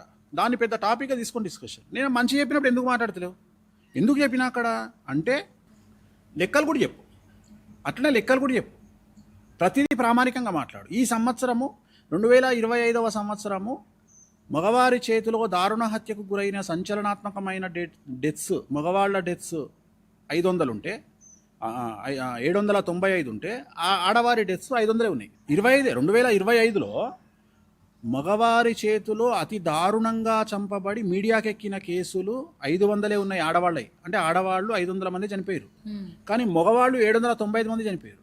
సంచలనాత్మకమైన డెత్స్. నిన్న పూణే డెత్ లాగా నేను మాట్లాడేది. సో ఇట్లా లెక్కలు మాట్లాడుకోండి. అట్లనే వేణుస్వామి మంచి చాలాసార్లు చెప్తాడు. సో చాలామంది ఇష్టం వచ్చినట్లు నోటికొచ్చింది ఏదేదో మాట్లాడతారు. ఇప్పుడు ఎందుకు వచ్చింది ఈ టాపిక్ మనకు, ఎందుకు నువ్వు అడిగిన ప్రశ్న ఏంది? ఇప్పుడు వేణుస్వామిని బాగా నమ్ముతున్నారు. వేణుస్వామి దగ్గరికి వెళ్తే డబ్బు వస్తుంది, వేణుస్వామి దగ్గరికి వెళ్తే సక్సెస్ వస్తుంది, వేణుస్వామి దగ్గరికి వెళ్తే కెరీర్ ఉంటుంది అని ప్రతి ఒక్కళ్ళు నమ్ముతున్నారు. మరి ఇంత నెగిటివ్లో కూడా ఇది ఎందుకు వచ్చింది? ఇప్పుడు వేణుస్వామిని తిట్టేవాళ్ళు ప్రత్యేకమైన ఒక ఛానల్ ఉంటుంది, లేదా ఒక మనిషి ఉంటాడు, లేదా ఇంకెవరో ఉంటారు. ఎందుకు ఇంత వచ్చింది? ఇందాక నేను చెప్పినట్టుగా మౌత్ పబ్లిసిటీ. నువ్వు ఉన్నావు, నువ్వే చెప్పినావు 2 పంపించినావని. ఆ 2 నేను చెప్పింది, నేను చేసింది సక్సెస్ అయింది అనుకో, వాళ్ళు ఆగుతారా? ఒక 100 మందికి చెప్తారు. ఆ 100 మందిలో 50 మంది చెప్పారనుకున్నాం. జనరల్గా నా దగ్గరకు వచ్చే సెలబ్రిటీస్ సెక్యూరిటీ రీజన్స్ వల్లనో, పబ్లిసిటీ రీజన్స్ వల్లనో చాలామంది బయటికి చెప్పుకోరు. నా దగ్గరికి వచ్చినట్లు కూడా చెప్పుకోరు. ఎంత గొప్పగా జరుగుతుంది, ఎంత ఘోర అంటే సిచ్యువేషన్ ఎట్లుంటుంది అంటే, నేను ఏదైనా పెళ్లికి కానీ ఏదైనా చావుకు కానీ వెళ్ళినప్పుడు నేను వెళ్ళి మాట్లాడుతున్న సందర్భంలో అనుకోకుండా ఇప్పుడు మీ అక్క వచ్చింది నాతో వేణుస్వామి గారు బాగున్నారా అని మీ అక్క నన్ను అడిగింది అనుకో, నువ్వేమంటావు అప్పుడు? అదేందక్క వేణుస్వామి గారు నీకెట తెలుసు, నేనంటే వేణుస్వామి ఇంటర్వ్యూ చేస్తాను నీకెట తెలుసు అనగా నేనేమంటా, మననే వచ్చిందమ్మా, ఏందక్క నాకు చెప్పకుండా వెళ్ళావా నువ్వు? ఇట్లాంటి కేసులు ఈజీగా థౌజండ్స్లో ఉంటాయి. అంటే చెప్పుకోరు. ఇప్పుడు సెలబ్రిటీలు వచ్చిర్రు, వాళ్ళకు ఉద్దేశం ఏంటంటే వేణుస్వామి దగ్గరికి పోయినామంటే ఏదో సమస్య ఉంది అని చెప్పి నేను పోయినా జనాలకు తెలుస్తుంది అని వాళ్ళు అనుకుంటారు. బట్ ఇక్కడ నేను నా దగ్గరికి వచ్చేటువంటి మనుషుల యొక్క జాబితా 99% బయటికి రాదు 1% వస్తుంది. ఆ 1% కూడా ఎందుకు వస్తుంది అంటే, ప్రయోగ బాధలలో ఉండేవాళ్ళు ఏమన్నా ఈ మధ్యన ప్రయోగాలు నమ్ముతారు, తెలుసు కదా, చెడు ప్రయోగాలు బ్లాక్ మ్యాజిక్ జరిగినప్పుడు మా వెనకాతల వేణుస్వామి ఉన్నాడు అని వాళ్ళ శత్రువుకు వాళ్ళు చెప్పించుకోవాలి అని గురువు గారు చెప్పి. ఇప్పుడు ఉదాహరణ నువ్వు ఉన్నావమ్మా, నువ్వే నా దగ్గరకు వచ్చినావు, సపోజ్ నీ మీదనే ఏదో ప్రయోగం జరిగింది, నువ్వు యాంకర్ కావద్దనో మీ జాగా విషయంలో నువ్వు మీ పాలో లెవెల్లో కొట్టుకున్నారమ్మా, కొట్టుకొని నువ్వేం చేసినావు, నా దగ్గరకు వచ్చినావు, నేను అతి పవర్ఫుల్ పూజ చేయించిన నీకు. ఇలా మనం ఏదంటే చేస్తాం మనం అనుకుంటే, నువ్వు అడిగిన దాంట్లోనే మళ్ళీ ఆన్సర్ వస్తుంది. ఎందుకు వస్తున్నారు వేణుస్వామి దగ్గరికి అంటే, నీ సమస్యకు పరిష్కారం ఏందో డిసైడ్ చేసి ఆ పరిష్కారాన్ని తూచా తప్పకుండా పాటించి అదే పరిహారాన్ని చేయించడం నా ప్రత్యేకత. నేను చేపించిన తర్వాత నువ్వేం చేసినావు, ఆ పూజ పేరు ఉదాహరణ శ్మశాన కాళీ అని ఒక పూజ ఉంటుంది. ఆ శ్మశాన కాళీ అనే పూజ నీతో చేయించిన తర్వాత నువ్వేం చేస్తావు, టుడే మెట్ వేణుస్వామి డన్ శ్మశాన కాళీ పూజ అని నువ్వు రాసుకుంటావు, స్టేటస్లో పెట్టుకుంటావు. నీ ఉద్దేశం ఏంది? ఇది ఎవరు చూడాలనో వాడు చూడాలని పెట్టుకున్నావు. నిన్ను ఎవరైతే నీ ల్యాండ్ విషయంలో నిన్ను టార్చర్ పెడుతున్నారో వాళ్ళు ఈ ఫోటో చూడంగానే వాళ్ళు భయపడేది ఏంది? ఫస్ట్ వేణుస్వామి దగ్గరికి పోయింది అంటే వేణుస్వామి చేసే పూజలు మామూలు పూజలు కాదరా నాయన, మనం ఓడిపోతాం అని వాళ్ళకు భయం కలగాలి అని నువ్వు చేసినావు.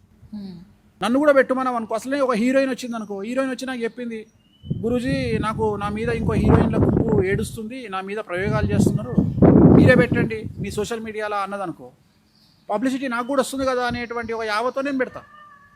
అంతే తప్ప అందరు పూజలు పెట్టా. నా దగ్గరికి మినిస్టర్లు వస్తారు, సెలబ్రిటీలు వస్తారు, డాన్లు వస్తారు, పెద్ద పెద్ద డాన్లు వస్తారు, చాలామంది డాన్లు వస్తారు, మా బాంబే డాన్లు వస్తారు, ఎవరెవరో వస్తారు, అందరికీ పెట్టా కదా నేను. సో ఈ మౌత్ పబ్లిసిటీ అనేది జనాల్లోకి వెళ్ళి జనాల్లో ఒక క్లారిటీ వచ్చింది, ఇలాంటి పూజలు చేయగలిగిన శక్తి వేణుస్వామికి ఉంది. ఓకే, అందుకని వేణుస్వామి నమ్ముకుంటూ నా దగ్గరకు వస్తున్నారు. ఇప్పుడు ఈ పూజలు ఇవన్నీ కొంచెం పక్కన పెడితే ప్రతి ఒక్కరి లైఫ్లో మనం ఒక పని మొదలు పెట్టేటప్పుడు సక్సెస్ అవ్వాలని మొదలు పెడతాం. లైక్ మీ విషయంలోనే ఎంతోమంది వస్తున్నారు, సక్సెస్ రేటు కనిపిస్తూ ఉన్నా ఎక్కడో ఒక ఫెయిల్యూర్ ఉంటుంది, ఖచ్చితంగా ఉంటుంది, బెడిసి కొడుతుంది. అలాంటి ఫేసెస్ ఏమైనా ఫేస్ చేశారా? చాలా ఉంటాయి. ఉదాహరణ, అలా బెడిసి కొట్టడానికి ప్రధానమైనటువంటి కారణము వాళ్ళు డేట్ ఆఫ్ బర్త్ తప్పు చెప్పడం. ఉదాహరణ ఏమవుతుందంటే, ఇప్పుడు 1975లో పుట్టినటువంటి వ్యక్తి డేటు మంత్ కరెక్ట్ చెప్తాడు, జనవరి 17, 70 అంటాడు. కానీ అతను పుట్టేది జనవరి 15, 69 కానీ 71 కానీ ఉంటుంది. అప్పుడు నక్షత్రం మారిపోతుంది. సో మన ప్రిడిక్షనే తప్పవుతుంది. సో నేను వేసుకున్న అంచనా అంటే ఎంత తేడా ఉంటుంది అంటే, ఒక హార్ట్ పేషెంట్ ఈసీజీకి హార్ట్ ప్రాబ్లం లేనటువంటి ఈసీజీకి ఉన్నంత తేడా వస్తుంది. సో నాకు గ్రిప్పు దొరకదు జాతకంలో, నేను వేసిన అంచనా తప్పు. రెండోది, సంకల్పం అనేటువంటిది తెలుగు సాంప్రదాయంలో అతిపెద్ద తప్పు ఏంటంటే, నక్షత్రం లేకుండా సంకల్పం చెప్పడం అనేది తప్పు. మేము స్టార్ట్ చేసిన తర్వాత ఇవాళ తెలుగు రాష్ట్రాలలో చాలామంది నక్షత్రాలు చెప్తున్నారు. ఇంతకుముందు నక్షత్రాలు చెప్పేటువంటి వాళ్ళు కాదు. నక్షత్రం చెప్పడం తమిళనాడు సాంప్రదాయం. దాన్ని నేను నార్త్ ఇండియా కూడా పబ్లిసిటీ చేసిన. ఇవాళ కామాఖ్యలో కూడా నేను అందరు జనాలు నక్షత్రం రాస్తున్నారు. అది కూడా నా వల్లనే జరుగుతుంది. అంటే ఇప్పుడు నువ్వు వచ్చినావు, ఏదో ఉంది, పేరనేని గోత్రోద్భవస్య,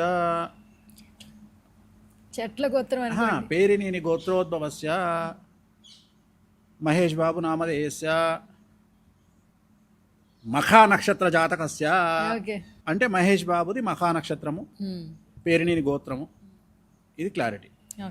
ఇట్లా నక్షత్రాలు కలిపి చెప్పడం అనేటువంటిది మా సాంప్రదాయం.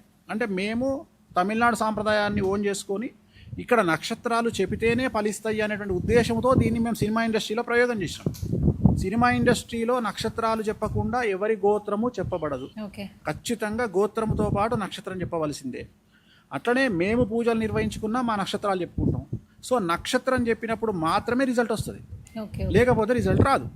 అందుకని ఇక్కడ ఈ నక్షత్రాలు చెప్పి సిస్టమేటిక్గా పూజలు చేయించి రిజల్ట్ కూడా బాగా వస్తుంది. ఒకవేళ నేను నక్షత్రం తప్పు చెప్పింది అనుకో, రిజల్ట్ ఎట్లా వస్తుంది? రాదు. ఉదాహరణ, ఇప్పుడు ఉదాహరణ ఏదో మేషరాశి అశ్విని నక్షత్రము, అది మీనరాశి అయిందనుకో, రిజల్ట్ ఎట్లా వస్తుంది? అదొక ప్రాబ్లం.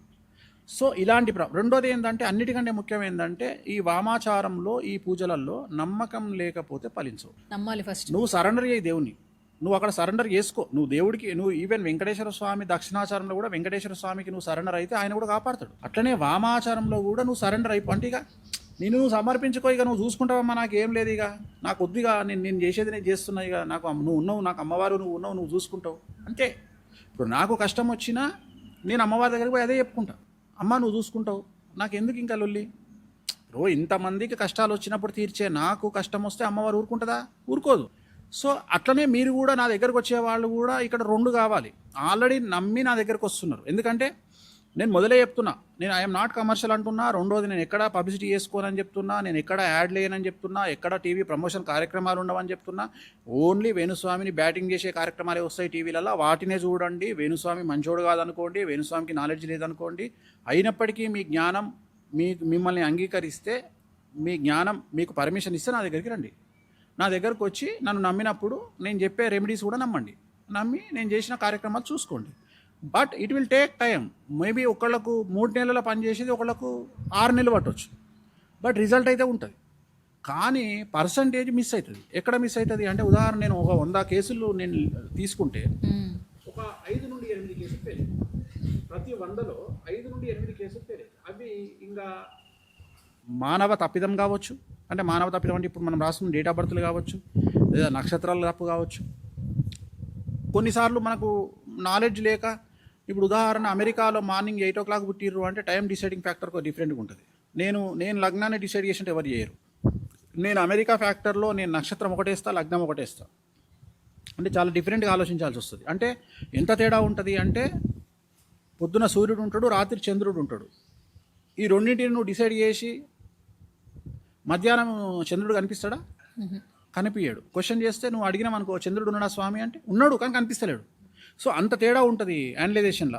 ఆ టైమింగ్ వేయడం వల్ల నక్షత్రం మారిపోతుంది. ఎందుకంటే 12 గంటల పాటు మనం ఒక సమయాన్ని మారుస్తున్నాము అంటే 12 6 2 అంటే 6 లగ్నాలు మారుతున్నాయి ఒక పుట్టినటువంటి మనిషివి. సో ఇలాంటి ఎక్కడైనా మిస్టేకులు జరిగినప్పుడు అచీవ్ చేయలేము. రెండవది, ఏదైనా మానవ తప్పిదం అచీవ్ చేయలేము. లేదు, నేను ఎక్స్పెక్ట్ చేసిన దానికంటే భయంకరమైన దరిద్రంగా ఉందనుకో అవతల వ్యక్తి యొక్క జాతకం, చాలా ఎక్స్ట్రీమ్ ఉందనుకో, అంటే ఇక మూర్ఖంగా పోతుండనుకో వాడు, ఇక మనం ఏం చేయలేము. మూర్ఖంగా అంటే ఇప్పుడు ఉదాహరణ, నా దగ్గరికి చాలామంది ఏం చేస్తారంటే ఫస్ట్ వేరే జ్యోతిష్కులకు చూపించుకొని నా దగ్గరికి వస్తారు. వచ్చిన తర్వాత వాళ్ళు ఏమంటారంటే, నేను జాతకం చూసి ఓకే వీడికి వాహన ప్రమాదం కనిపిస్తుంది కదా అంటారు, అంటే వాహన గండం కనిపిస్తుంది కదా అంటారు. అన్న తర్వాత ఇది వేరే పంతులు చెప్పిండు. నేనేమన్నా అంటే కొన్ని రూల్స్ అండ్ రెగ్యులేషన్స్ పెడతా. నేను పూజ చేస్తా, కానీ నేను చెప్పింది నువ్వు పాటించాలి. 2-wheeler అవాయిడ్ చేయి ఫస్ట్. ఎందుకంటే నీకు వాహన ప్రమాదం ఉంటే, జనరల్గా వాహన ప్రమాదంలో రిస్క్ జరిగేది 2-wheeler మీదే జరుగుతుంది. ఎందుకంటే కార్ల యాక్సిడెంట్ అయితే బ్రతకడానికి అవకాశాలు ఎక్కువ, 2-wheeler మీద అవకాశాలు తక్కువ. ఇంకోటి, హెల్మెట్ లేకుండా ప్రయాణం చేయకు. ఇవన్నీ నేను చెప్తా. ఇంకా అవి కూడా వదిలేసి వాడు ఇంకా 180 స్పీడ్లో 2-wheeler మీద పోయిండు అనుకో ఎక్కడనో, ఇది మన స్వయంకృత అపరాధం. సో ఇట్లా జరిగే అవకాశాలు ఉంటాయి. బట్ ఏది తీసుకున్నా ఓవరాల్గా 100 కేసులలో ఒక 5 నుండి 8 కేసులు అయితే ఫెయిల్యూర్ ఉంటుంది ఖచ్చితంగా. మిగిలిన వాటిలో సక్సెస్ ఉంటుంది. బేసిక్గా ప్రతి ఒక్క పర్సన్కి కొన్ని కంప్లైంట్స్ ఉంటాయి గురుగారు. ఒక్కొక్కరు ఒక సమస్యతో వస్తుంటారు. కొంతమంది ఏంటంటే, నాకు నరదిష్టి ఎక్కువ ఉంది, నరాతరిష్టి ఎక్కువ ఉంది, శత్రుత్వం ఎక్కువ అయిపోతుంది, సో నేను తగ్గించుకోవాలి ముందుకెళ్ళాలంటే, మరి దానికి మీరు పూజలు చేస్తారా అంటుంటారంట చాలామంది. వీటికి కూడా పూజలు ఉంటాయా, మీరు చేస్తారా? శత్రుత్వం ఎలా పోతుంది? ఇప్పుడు నన్ను ద్వేషించేవాడు కంటిన్యూగా ద్వేషిస్తానే ఉంటాడు, లేదు నాకు నరదిష్టి పెట్టేవాడు కంటిన్యూ. రోజుల తర్వాత ఒక మంచి ప్రశ్న అడిగిన తల్లి. శత్రువుకు డెఫినేషన్ లేదు. ఇవాళ నిన్ను నఖశిఖ పర్యంతం పరిశీలించిన తర్వాత, నేను ఏంటంటే నఖశిఖ పర్యంతం అంటే ఏంటి? నఖము అంటే గోరు, శిఖము అంటే వెంట్రుక. వెంట్రుక నుండి పాదానికి సంబంధించిన గోరు వరకు నిన్ను చూసిన తర్వాత, నేనే ఒక అమ్మాయినైతే నువ్వు పెట్టుకున్న బ్లూ కలర్ హ్యాంగింగ్స్ చాలా బాగున్నాయి, దీని అమ్మ ఎవడిచ్చిండో ఏమో, దీనికి ఎవరిచ్చిండో ఏమో, ఎక్కడ సంపాదించుకుందో ఏమో, ఎంత అందంగా ఉన్నాయి, నా జీవితంలో మా ఆయన ఒక్కసారి కూడా కొనియలే, ఇది ఎప్పుడు నాశనం అవుతుందో ఏమో. ఏది నువ్వు పెట్టుకునే హ్యాంగింగ్స్ కాదు, ఏది హ్యాంగింగ్స్ పెట్టుకుని నాశనం అయిపోవాలి అమ్మాయి. ఇది ఒక అమ్మాయి. నెక్స్ట్ ఇంకో అమ్మాయి యాపిల్ వాచ్ పెట్టుకుంది. నా లవ్వర్ గాడు ఇప్పటివరకు నాకు యాపిల్ వాచ్ అయిపోయాలి. 17 Pro Max, అమ్మా ఇది ఎప్పుడు నాశనం అయిపోతుందో ఏమో, వితౌట్ రీజన్. దాంతో నీకు పంచాయతీ ఉందా? చెప్పు తల్లి, మాట్లాడితే ఇది కెమెరా త్రూ వెళ్తుంది బయటికి. ఇప్పుడు నువ్వు 17 Pro Max కొనుక్కుంటే నాకేం మాయ రోగము లేదు కదా, నా సావు నేను రావచ్చు కదా. ఇది ఒక బాధ. అమ్మా XUV 700 నుండి దిగింది, దీని జీతం ఎంత? 60,000. దీనికి ఎక్కడిది? ఏం తప్పు చేసి సంపాదించిందో, రైట్? నువ్వు మీ ఇంట్లో పొలం అమ్ముకోనో, మీ ఊర్లో ఒక 1/2 ఎకరం పొలం అమ్ముకోనో వచ్చి కారు కొనుక్కున్నావు నువ్వు, ఓకే? ఇది కూడా ఏడిపోయి. ఇప్పుడు దీనికి రీజన్ ఉందా? ఏదైనా రీజన్ ఉందా? లేదు. రెండవది, నువ్వు కష్టపడి 40 లక్షలు సంపాదించినావు. మీ సొంతం కజిన్ ఏం చేసుకుంటే 3 రూపాయలు ఇంట్రెస్ట్ వస్తుంది అనగానే లటక్న టెంప్టే ఇచ్చేసినావు. వచ్చేటప్పుడు 4 సంచుల స్నాక్స్ తీసుకొచ్చింది మీ ఇంటికి, తీసుకొచ్చి పెట్టింది. ఒక చికెన్ బిర్యానీ తెచ్చింది, మటన్ బిర్యానీ తెచ్చింది, నిన్ను దువ్వంగానే నువ్వు ఆ దువ్వుడుకు పడిపోయి ఏం చేసావు? 40 లక్షలు ఇంట్రెస్ట్కి ఇచ్చినావు. ఇచ్చిన తర్వాత వెళ్ళిపోయింది. ఇస్తా అన్నది 4 నెలలకు, 4 సంవత్సరాలు అయింది, ఇయ్యలేదు. నువ్వు అడగగానే ఏం చేస్తుంది? అత్త తెలుసా హైదరాబాద్ ఏం చేస్తుందో? తక్కువ పని చేసి సంపాది 40 లక్షలు ఎక్కడిది స్టార్ట్. అవునా? ఇక్కడ ఇక్కడ ఇక్కడ ఏం శత్రుత్వము? పర్సనల్గా ఏమి లేదు. ఏమనుందా? ఏమనుందా? లేదు. కానీ కొంతమంది పర్సనల్గా అటాక్ చేసే వాళ్ళు ఉంటారు. నేను అన్నీ చెప్తున్నా. ఫస్ట్ ఇవి అయిపోయినాయి. ఇప్పుడు ఇక్కడ నువ్వు డబ్బులు ఇవ్వడం వల్ల వచ్చినటువంటి పెంట ఇది. నీకు అర్థమైందా? ఇప్పుడు నీ వాచ్ చూసి ఏడవడము, నీ సెల్ ఫోన్ చూసి ఏడవడము నీకు సంబంధం లేదు.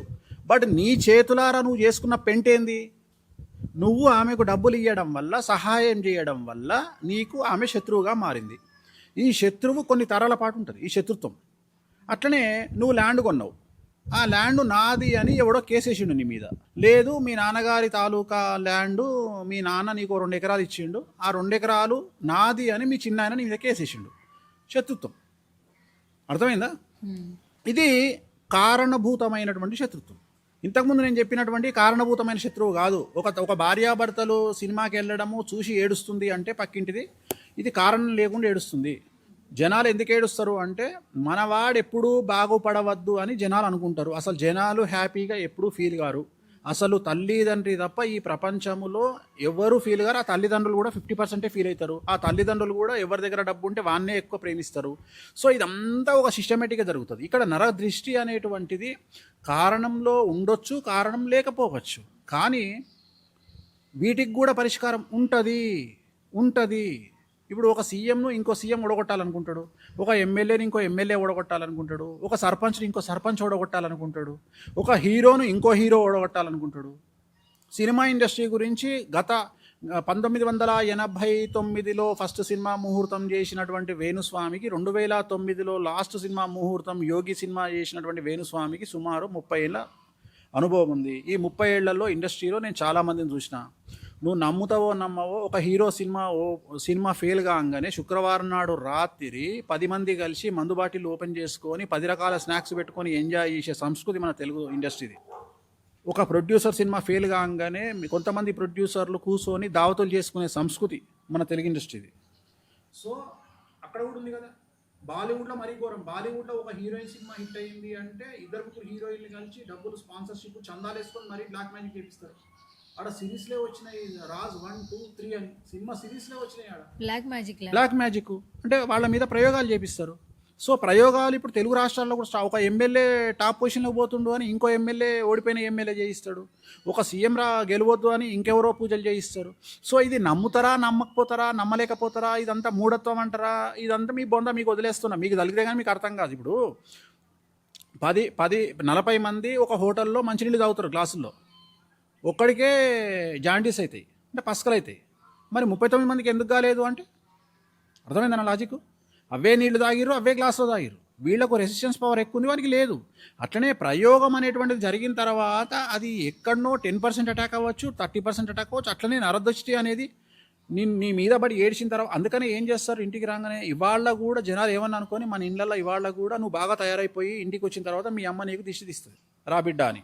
లేదు, నువ్వు బయటకు వచ్చేటప్పుడే కాటుక తీసి కాళ్ళలో పెడుతుంది, లేదా చెవెనకాల పెడుతుంది.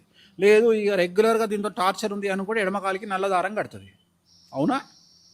కడుతున్నాం కదా. అంతెందుకు బొట్టు దేనికోసం పెడుతున్నావు? దిష్టి కోసమే కదా.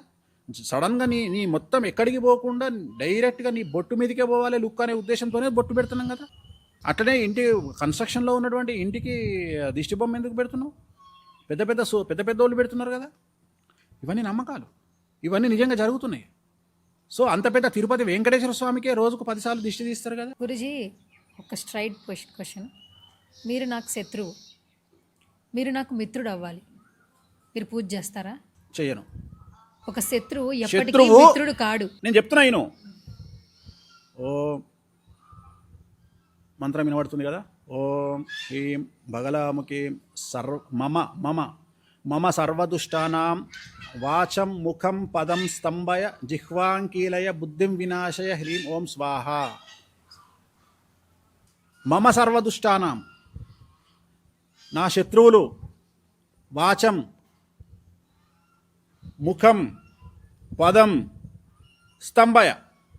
వాచం అంటే మాట, ముఖం అంటే ముఖము, పదం అంటే అడుగులు, స్తంభయ ఆగిపోవాలి. జిహ్వాం నాలిక చీలిపోవాలి, ఏదంటే అది జరుగుతుంది. అంటే ఇక్కడ శత్రువు నీతోని స్నేహితుడు అవ్వడానికి నేను పూజలు చేయ, నీ శత్రువు దుకాణం బంద్ చేసేందుకు నేను పూజలు చేస్తా. అర్థమైందా నీకు? నీ శత్రువు నీ జోలికి రాకుండా నేను పూజలు చేస్తా. టంగు పడిపోయేటట్టు నేను టంగు పడిపోయేటట్టు అంటే పక్షవాతం వస్తుందని కాదు, మాట్లాడకుండా జరిగేటట్టు నేను పూజలు చేస్తా. సో ఇప్పుడు నువ్వు లీగల్ ఇష్యూలో నా దగ్గరకు వచ్చినావు, నేను చేసే పూజ వల్ల నువ్వు న్యాయంలో గెలుస్తావు.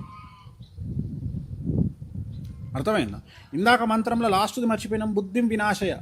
బుద్ధిం వినాశయ అంటే వాడి బ్రెయిన్ పని చేయకుండా పిచ్చి పనులు చేసేటట్టు చేస్తాం. అంటే ఒక అమ్మాయిని రేప్ చేసేటట్టు చేస్తాం. ఉదాహరణ, మనం చేసే పూజల వల్ల వాడు ఒక అమ్మాయిని చూసి టక్కున రాంగ్ స్టెప్ వేసి దాన్ని రేప్ అటెంప్ట్ చేసినట్టు ఏమవుతుంది, జైలుకు పోతాడు. సో ఏదో ఒక పిచ్చి పని చేసేటట్టు మనం చేసేటువంటి పూజ యొక్క ఫలితము వాడి ముఖం మీదనో, వాడి నాలుక మీదనో, వాడి మాట మీదనో, వాడి బుద్ధి మీదనో ప్రయోగం జరిగి వాడు చేసే పిచ్చి పనుల వల్ల వాడు డ్యామేజ్ అవుతాడు. ఆ డ్యామేజ్ ఎట్లుంటుంది అంటే నీకు వ్యతిరేకంగా మళ్ళీ జిందగీలో మాట్లాడిగా. ఇది బగాలముకి మూలమంత్రం యొక్క అర్థం. ఇది ప్రూవ్డా? ఎందుకంటే ఇంత ఓపెన్గా కెమెరాల ముందు ఫస్ట్ నుంచి ముఖం మీద మాట్లాడుతున్నారు మీరు. నేను చెప్పింది నమ్మకండి, వేణుస్వామి మాటలు నమ్మొద్దు, చాట్ జీపీటీని నమ్మండి. చాట్ జీపీటీని అడగండి, ఓపెన్ చేయండి. బగాలమ్మకి పూజ, బగాలమ్మకి అమ్మవారు ఏం చేస్తుందని అడగండి. మంత్రంతో సహా ఇస్తాడు వాడు చాట్ జీపీటీలో, దాని యొక్క ఫలితం ఇస్తాడు. నేను చెప్పేది కాదు కదా ఇది, నేను క్రియేట్ చేయలే కదా ఇవన్నీ ఎప్పటి నుండో కొన్ని వేల లక్షల సంవత్సరాల నుండి వస్తున్నటువంటి ఆచార వ్యవహారాలే కదా. అవునా? ఇప్పుడు కాశీలో కాలభైరవుడు ఉంటాడు, ఆయనకు నైవేద్యం ఏం పెడతారు? నువ్వు పోయినావా? ఎప్పుడన్నా పోయినావా? వెళ్ళలేదు. ఇక నేను నీకు ఏం చెప్పాలి? ఇక నేను పోయినో నడితే చెప్తాడు. కాశీలో ఏం పెడతారు రా అంటే సారా పోస్తారు, బంగు పెడతారు, గంజాయి పెడతారు అఫీషియల్గా. దేవుళ్ళకి గీ పెడతారా? పిచ్చి ఇవన్నీ అబద్ధాలు చెప్తారు అంటే నువ్వు పోతే కదరా నాయన. నువ్వు కామాఖ్య, ఇప్పుడు ఉదాహరణ హిమాచల్ ప్రదేశ్ అని ఒక టెంపుల్ ఉంది. హిమాచల్ ప్రదేశ్లో కాంగ్రా బగాలముకి దేవాలయం అని ఉంటుంది. మన ఇండియా T20 వరల్డ్ కప్ గెలవడానికి ముందు రోజు అక్కడ బగాలముకి దేవాలయం కాంగ్రాలో ఒక పూజ, గౌతమ్ గంభీర్ ప్లస్ అమిత్ షా కొడుకు జై షా కలిసి పూజ చేశారు. శత్రువుల మీద శత్రు వినాశనం మమ జయం ఒక పూజ చేశారు. ఈ పూజ చేసి ముందు రోజు చేసి అక్కడికి పోయి ఆ బొట్లని తీసుకుపోయి మన ఇండియాలో ఎంతమంది ఇండియా ప్లేయర్స్ ఉన్నారో అందరికీ ఆ తాళ్ళు కట్టిరు, ఎల్లో కలర్వి, అందరికీ బొట్లు పెట్టారు. తెల్లారి ఇండియా గెలిచింది. గెలిచినాక కప్పును తీసుకొని లోకల్ ఆంజనేయ స్వామి దేవాలయానికి తీసుకుపోయారు. ఇప్పుడు హిమాచల్ ప్రదేశ్ పోవడానికి నేను ఏం చెప్పాలి? నేను అడుగుతున్నా, హిమాచల్ ప్రదేశ్ పోవడానికి నేను ఏం చెప్పాలి? ఇప్పుడు ఉదాహరణ, ఇప్పుడు నువ్వు అడిగినావు, శత్రువుల మీద అతి భయంకరమైనటువంటి పూజలు నిర్వహించడానికి తారాపీఠ్ అని ఒక దేవాలయం ఉంటుంది. తారాపీఠ్, తారా అమ్మవారు ఉంటుంది అక్కడ శత్రువులను టార్గెట్ చేయడమే లక్ష్యంగా పూజలు జరుగుతాయి. ఎలాంటి పూజలు చేస్తారంటే శ్మశానములోనే అమ్మవారు ఉంటుంది. శ్మశానంలో అమ్మవారు ఉంటుంది. ఉదాహరణ, ఇప్పుడు నా ముందర అమ్మవారు ఉంది, అమ్మవారు నుండి 100 అడుగులు వేయగానే లెఫ్ట్ సైడ్ శ్మశానం ఉంటుంది. అక్కడ ప్రత్యేకత ఏంటంటే అమ్మవారికి అక్కడ శ్మశానములో ఒక డెడ్ బాడీ దహనం అయ్యే వరకు అమ్మవారికి నైవేద్యం పెట్టరు. కానీ ప్రతిరోజు 12:55 లోపు ఒక డెడ్ బాడీ వస్తుంది. అక్కడ దహనం స్టార్ట్ కాగానే ఇక్కడ అమ్మవారికి నైవేద్యం పెడతారు. మొత్తం నాన్ వెజ్ అమ్మవారికి. అక్కడ స్పెషాలిటీ ఏంటంటే హై రికమెండేషన్ చేస్తే మనకు డెడ్ బాడీ దగ్గర పూజ చేసే అవకాశం దొరుకుతుంది. అంటే ఎదురుగా డెడ్ బాడీ దహనం అవుతుంటే నువ్వు పూజ చేస్తావు. బట్ ఆ డెడ్ బాడీకి 100 మీటర్ల దూరంలో ఉండాలన్నా, 10 మీటర్ల దూరంలో ఉండాలన్నా, 50 మీటర్ల దూరంలో ఉండాలన్నా అనేది నీ ఇన్ఫ్లుయెన్స్ మీద ఆధారపడి ఉంటుంది. నీకు ఇన్ఫ్లుయెన్స్ లేదు, ఒక 1000 గజాల దూరంలో పూజ ఉంటుంది. నీకు ఇన్ఫ్లుయెన్స్ ఉంది 500 గజాలు, నీకు ఇంకా ఇన్ఫ్లుయెన్స్ ఉంది, నువ్వు పెద్ద వాళ్ళతో చెప్పించుకున్నావు 100 మీటర్ల దూరం, ఇంకా ఇన్ఫ్లుయెన్స్ ఉంది 50 మీటర్ల దూరం, ఎదురుగా డెడ్ బాడీ దహనం అవుతుంటే ఇక్కడ పూజ జరుగుతుంది. మరి నాకు తెలియదు అంటే ఇంత పెద్ద పూజలు ఉన్నాయి, దానికి తెలివి లేని విధవలు ఏమేమో పేర్లు పెడతారు. కానీ అక్కడ అఫీషియల్గా తంత్ర మార్గంలో జరిగే పూజ. కామాఖ్య ఉంది, బగాలముకి ఉంది, నీకు ఏది కావాలంటే అది శత్రువు మీద చేయం. ఇది వేణుస్వామి చేసుడేంది, నువ్వు కావాలంటే నాతో చేయించుకోకు, నువ్వు పోయి డైరెక్ట్ చేసుకో. మీరు తెలంగాణలో పుట్టి పెరిగారు కదా, పక్కా తెలంగాణ, కేసీఆర్ కాన్స్టిట్యున్సీ, గజ్వెల్. ఇక్కడే పుట్టి పెరిగారు, ఒక ఆస్ట్రాలజర్గా మీ జర్నీ మీకు ఉన్నటువంటి కొంతమంది సభ్యులకు తెలుసు. ఇండస్ట్రీకి వచ్చిన తర్వాత మీరు ఒక ప్రముఖ ఆస్ట్రాలజర్గా పేరు తెచ్చుకున్నారు. ఇక్కడున్న మన పూజలు, మన దేవతలు మనకు తెలుసు. కామాఖ్య అమ్మవారిని ఇక్కడ పరిచయం చేశారు. ఇప్పుడు మీరు మాట్లాడే ప్రతి మాటలు, ప్రతి పూజలు చూస్తుంటే ఓ బుక్లోనో లేదంటే ఒక హిస్టరీలోనో చూస్తే తెలిసే విషయాలు, కామన్ మ్యాన్కి తెలిసే విషయాలు. కరెక్ట్ మాట్లాడినావు. చాట్‌జీపీటీ అడిగితే చెప్పే విషయాలు. ఇవన్నీ మీరు ఎలా ఎక్స్పీరియన్స్ చేశారు? ఇప్పుడు ఏదైనా ఒక నష్టం జరుగుతుందంటే ఆ నష్టం పూరించుకోవడం కోసం ఇప్పుడు మన దగ్గర డాక్టర్లు ఉంటారు. FRCS లండన్ మన దగ్గర MBBS అయిపోయింది, PG జనరల్ మెడిసిన్ చేసిండు. మరి లండన్కి ఏం పని ఉంది? అయిపోయింది కదా. ఇంకా లండన్లో ఏం పని ఉందా నీకు? ఎందుకు పోయినావు లండన్కు? ఎక్స్పీరియన్స్, ఏదో చెయ్యాలి అనేటువంటి ఆశ, ఏదో చెయ్యాలి అనేటువంటి కసి. సో అందరు జ్యోతిష్యులాగానే నేను ఆలోచన చేయాల. ఇప్పుడు కామాఖ్యలో తెలుగు రాష్ట్రాలకు సంబంధించిన 100 మంది జ్యోతిష్యులు కామాఖ్యలో పూజలు చేస్తారు, కామాఖ్యలో దున్నపోతు బలులు ఇస్తారు, కామాఖ్యలో మేక బలులు ఇస్తారు. అన్నీ చేసి ఇక్కడికి వచ్చి ఏం చెప్తారు తెలుసా? మేము బలులు ఇవ్వమంటారు. అది నీ భయం. నా క్లయింట్లు కొంతమంది వాళ్ళతో పూజలు చేయించుకున్న క్లయింట్లు కూడా సరిగా వర్కౌట్ కాకపోతే మళ్ళీ నాకు ఫోన్ చేసి అసలు ఇది చేసిరా చేయలేదా స్వామి అంటారు, అడుగుతారు. ఎందుకు అని అడిగిన నేను. ఒక ఆస్ట్రాలజరు హైదరాబాద్లో ఉంటాడు. ఆయన ఏం చేసిండంటే ఆయనకు పూజ చేసిండు. పూజ చేసిన తర్వాత నా డిబేట్ వచ్చింది ఒకసారి. నా డిబేట్ వచ్చి ఏమంటాడు అంటే, కామాఖ్యాల దక్షిణాచారం ఉంటుంది, వామాచారం ఉంటుంది, 2 ఉంటాయి. మీరు నాన్ వెజ్ బలి ఇవ్వచ్చు, ఇవ్వకపోవచ్చు. దక్షిణాచారం బలి కూడా ఇవ్వచ్చు. ఓకే, ఇవ్వచ్చు. కామాఖ్యలో బలులు ఇవ్వకుండా పూజ చేసుకునే విధానం కూడా ఉంది. నేను సాయిని, సంసారిని, శుద్ధపూసను నేను బలులు ఇయ్యాను నువ్వు అనుకుంటే ఒక చెరుకు గడ, ఒక గుమ్మడికాయతోని అక్కడ పూజ చేస్తారు. రిజల్ట్ వస్తుంది రాదు అమ్మవారికి తెలుసు, నీకు తెలుసు. సో ఇదే మాట ఆయన చెప్పినాక ఈయనతో పూజ చేయించుకున్న క్లయింట్ నాకు ఫోన్ చేసిండు. ఫోన్ చేసి ఏమన్నాడు అంటే, స్వామి నాకు డౌట్ వస్తుంది, నా దగ్గరనేమో వీడు డబ్బులు తీసుకొని నాకు లైవ్ పెట్టిండు, దున్నపోతు బలి ఇచ్చింది, నాకు వీడియో చూపించిండు, మరి ఇవన్నీ చూపించిండు. ఈడ కెమెరా ముందుకు వచ్చి మిమ్మల్ని వ్యతిరేకిస్తున్నాడు ఈ జ్యోతిష్కుడు. అసలు వీడు నాకు మరి వామాచారంలో చేసిండా, దక్షిణాచారంలో చేయించిండా? అర్థమైందా నీకు? అంటే వాడు అబద్ధం చెప్తే నేనేం చేయాలంటే, వాళ్ళు నాకు ఫోన్ చేసినప్పుడు తెలుస్తుంది, నువ్వు కూడా ఆడ పూజలు చేయించినవా. సో అక్కడ పంతులు చెప్తారు కదా నాకు, నేను పోగానే ఓ హైదరాబాద్ సే ఓ పండిట్జీ ఆకే కల్ బైన్సాకా బలి కరికే చెలేగయా అని చెప్తారు. అంటే దున్నపోతు బలి. అక్కడ హయ్యెస్ట్ బలులు 8. అంటే ఒకేసారి ఇవ్వగలిగినటువంటి బలులు ఇక్కడ చెప్తుంటారు కదా, లక్షల పూజలు అయితే. ఏదో నా కొడుకులో తెలియంది ఏంటంటే, 1,50,000కు దున్నపోతు బలి, 1,50,000 ఇంటూ 8 ఎంత అయిందమ్మా? 11 లక్షలు అయింది. ఓన్లీ 11 లక్షలు సింగిల్ పూజ ఆడ.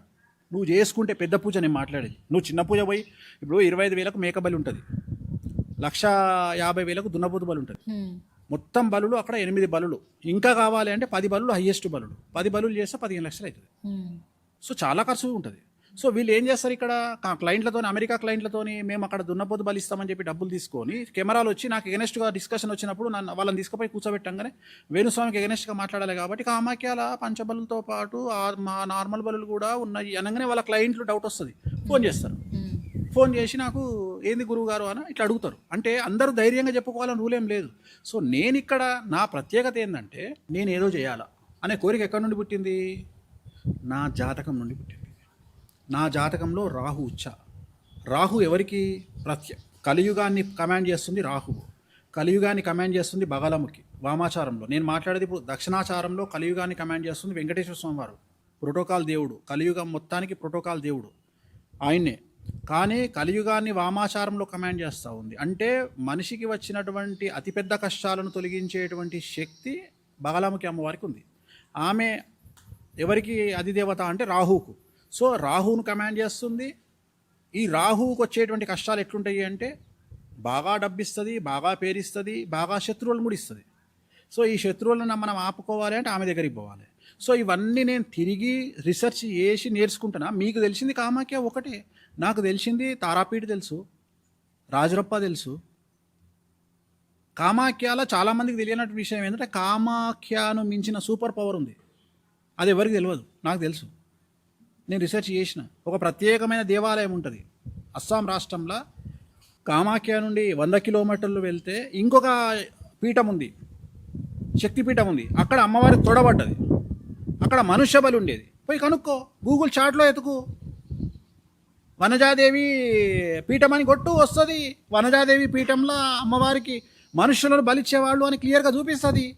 ఒకప్పుడు ఇంకో భాగం పోయి శ్రీలంకలో పడ్డది, ఇంకో భాగం పోయి బంగ్లాదేశ్లో పడ్డది, చూసుకో. సో నీకు వాటి మీద ఎంక్వైరీ ఉండాలి, నీ దగ్గరకు వచ్చే జనాలను సాటిస్ఫై చేయాలి, నీ క్లయింట్లకు సంబంధించిన సమస్యలను పరిష్కరించాలి అనేటువంటి నీకు ఉత్సుకత ఉండాలి. రెండోది, వీటిల్లో మాకు సమస్యలు వస్తాయి, మా హెల్త్ డ్యామేజ్ అవుతుంది, కొన్ని సందర్భాలలో మా ప్రాణానికి కూడా అపాయం జరుగుతుంది. సో వీటన్నిటిని అధిగమించి ఆ పూజలు చేయాలి అనేటువంటి కసి నీ లోపల ఉండాలి. అన్నిటికంటే ముఖ్యం, సమాజంలో నీకు చెడ్డ పేరు వస్తుంది. ఎందుకంటే ఇప్పుడు ఉదాహరణ, నేను పబ్బుకు పోతా, ఎప్పుడన్నా పబ్బుకు పోయినప్పుడు ఇదే గెటప్లో పోతా. ఉదాహరణ, మొన్న నేను అసెంబ్లీ అనే పబ్బుకు పోయినా, నా క్లయింట్ది. అందులో మన కీరవాణి గారి తమ్ముడు, ఆయన మ్యూజిక్ డైరెక్టర్ మాలిక్, కళ్యాణి మాలిక్ గారిది మ్యూజిక్, అదైతే నేను పోయినా కాన్సర్ట్కు నేను పోయినా. నేను పోతే అక్కడ స్పెషల్ వైన్ ఉంటుంది, నాకు ఇష్టము. యాపిల్ వైన్ అంటే నాకు చాలా ఇష్టము. యాపిల్ వైన్ మన ముందర తయారు చేసి ఇస్తాడు, నాకు చాలా ఇష్టం యాపిల్ వైన్. యాపిల్ వైన్ 3 గ్లాసులు తెప్పించుకుంటా ఆయన. నేను నాకు నచ్చిన స్టార్టర్స్ తిన్నా. ఆ శుక్రవారం కాబట్టి నేను నాన్ వెజ్ తినలే. నేను శుక్రవారం నాన్ వెజ్ తినలే. ఇంత ధైర్యంగా ఎవడు చెప్తాడు, ఇంత ధైర్యంగా ఓడిపోతాడు. కూసాలు కదిలిపోతాయి, గిలగిల కొట్టుకుంటారు. నేను డైరెక్ట్గా పోయి కూర్చుంటా పబ్బులా. నేను అఫీషియల్ కదా, నేను దొంగతనం చేయ కదా. నా కడుపులో అమ్మవారు ఉందని ఫీల్ అయినప్పుడు ఆమెకు ఫీడ్ ఇవ్వాలి నాన్ వెజ్, ఆమెకు ఫీడ్ ఇవ్వాలి లిక్కరు అనేది నా బాధ్యత, నేను ఇస్తా. రెండోది, బ్యాంచత్ రుబాబా చెప్తున్నా, తెలంగాణలో పుట్టిన నా కల్చర్ ఇక్కడ మందు మాంసం, నా కల్చర్ బరాబర్ చెప్పుకుంటా. మందు మాంసం లేనిది ఇక్కడ భక్తి లేదు. ఏ గుడిలో మందు మాంసం లేదో నాకు చూపిదూపా. తెలంగాణ మొత్తం తిరుగుదాం, తెలంగాణ బోనాలు తిరుగుదాం, తెలంగాణ టెంపుల్ తిరుగుదాం. ఆచార వ్యవహారాలు భయ్, నేను పుట్టింది ఇక్కడనే. నాకు చిన్నప్పటి నుండి నేను మా నాయనకు పూజ చేసిన గుళ్ళ కూడా మాకు షేర్ ఇద్దరు. మటన్ ఎవరైనా ఒక మటన్ కొడితే వాడు ఒక 2 సప్పాలు తెచ్చి మా ఇంట్లో ఇచ్చిపోతుండే. సో ఇది నా కల్చర్, ఇది నేను ధైర్యంగా చెప్పుకుంటున్నాను నా తెలంగాణ కల్చర్ అని. నాకు భయపడాల్సిన అవసరం లేదు. కానీ నేను తెలంగాణ వాడిని అని చెప్పుకుంటున్నాను. తెలంగాణ నేను తెలంగాణ క్యాబ్ ముసుగేసుకొని నన్ను టార్చర్ చేసినప్పుడు నేను తెలంగాణ వాడిని అని చెప్పి నేను తెలంగాణ జనాల్ని నేను తెచ్చుకోలే. నా అమ్మవారిని నమ్ముకొని నేను ఫైట్ చేసిన.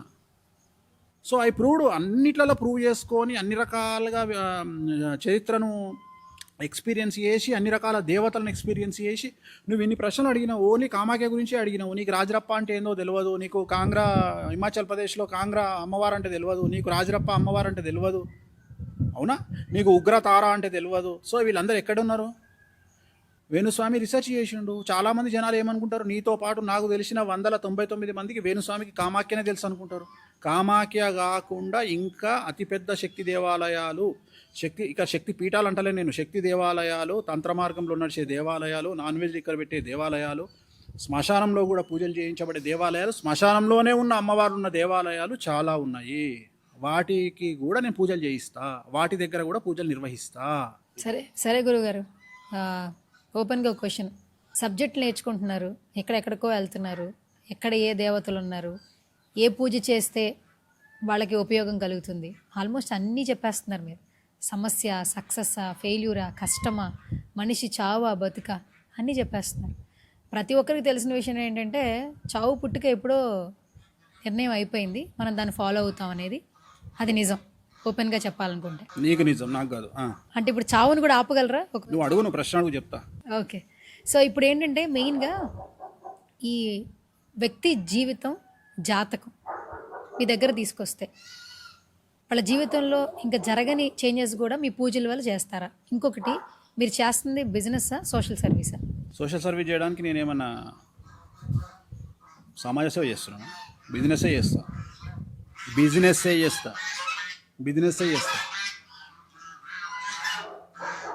ఇప్పుడు నేను ఒక 5 లక్షలు తీసుకొని పూజ చేసిన, మన ఎవడో విమర్శిస్తుండో, 5 లక్షలు తీసుకొని చేస్తున్నావు కదా, ఒకవేళ జరగకపోతే లక్షలు పెట్టి టీవీలో యాడ్లు వేస్తారు. ఒక్కొక్కటి 50 లక్షలు తీసుకొని టీవీలో యాడ్ చేస్తుండు. సేల్ కాలే అనుకోవాలి వస్తువు, నీ యాడ్ పైసలు ఇస్తావా రిటర్న్? నీకంటే పైసలు మిగులుతాయి, నాకు మిగిలాయి. నేను మందు బాటిల్ కొనాలి, 10 మంది పంతులను పెట్టాలి, పూజ సామాను కొనాలి. వాడు ఇచ్చిన 5 లక్షలు 4.5 లక్షలు విక్తాయి, 50,000 మిగులుతాయి నాకు. నీకు రూపాయి కూడా ఖర్చు కాదు. ఖర్చు కాకుండా సంపాదించే వాళ్ళు చాలామంది ఉన్నారు. మా దాంట్లో మేము ఖర్చు పెట్టాలి. నీ కన్న ముందర కనిపిస్తుంది, నా దగ్గర ఉన్న విగ్రహాలు ప్రపంచంలో ఎక్కడ లేవు. ఆ విగ్రహాలు ఎంత కష్టపడితే నా దగ్గరకు వచ్చినాయి. నేను ఒక పూజకు బ్లూ లేబుల్ అని 50,000 రూపాయల మందు పెడతా, నీకు అన్న ముందనే 50,000 రూపాయల మందు అయిపోతుంది. నీకు అన్న ముందనే విగ్రహాలు ఉన్నాయి, నీకు అన్న ముందనే అభిషేకాలు అవుతున్నాయి, నీకు అన్న ముందనే సమస్తం జరుగుతుంది. నువ్వు ఇచ్చిన 5 లక్షలు 4.5 లక్షలు నీకు అన్న ముందనే ఖర్చు పెడుతున్నా, నాకు మిగిలితే 50,000 రూపాయలు మిగులుతాయి. ఒక్కొక్కసారి అమ్మాయిలకైతే డబ్బులు తీసుకోకుండా చేస్తా సినిమా ఇండస్ట్రీలో. నేను ఏదైనా చేయగలుగుతా, నేను ఏదైనా చేయగలుగుతా. నువ్వు అన్న ఒక మాట, చావు పుట్టుకని ఆపొచ్చు అని. నీకు సింపుల్గా చెప్తున్నా, ఒక ప్రశ్న అడుగుతున్నా. ఇప్పుడు ఇక్కడ నుండి కట్లపాము అంటారు, పోతుంది. నువ్వు చూసినావు, నేను చూసిన. మా పనుడు వచ్చిండు అక్కడ నుండి, వాడు కూడా దాన్ని వదిలేయాలి కదా. వాడు దాన్ని చేతిలోకి తీసుకొని గెలికి ఇట్లా ఆడాడు అనుకో దాంతో. ఇప్పుడు చావు దేవుడు డిసైడ్ చేసుకుండా వాడు డిసైడ్ చేసుకుండా? వాట్ డిసైడ్ చేసుకో. దేవుడు 88% మనకి పిచ్చి ఇచ్చిండు, పిచ్చి సైకోయిజం. 12% వాడు డిసైడ్ చేసిండు. సో ఈ 12% ఆపడానికి కౌన్సిలింగ్ ఇస్తా, 88% దేవుణ్ణి కంట్రోల్ చేయడానికి పూజలు చేస్తా. అంటే వాడు బ్రతకడానికి, అదే ఎదవనా కొడక ఆ పాముని గెలకకురా అని వాడిని కన్విన్స్ చేయడమే నాలో ఉన్నటువంటి గొప్పతనం. పూజల ద్వారా భగవంతుడు ఇచ్చిన పిచ్చిని తగ్గిస్తా, 12% నాకు కౌన్సిలింగ్ ఇస్తా. అర్థమైందా? బాగా బలిసినోడు ఉండు జూబ్లీహిల్స్లా, బెంజ్ కారు కొన్నాడు. బెంజ్ కారు రెగ్యులర్ కాదు నేను అనేది, జీపు.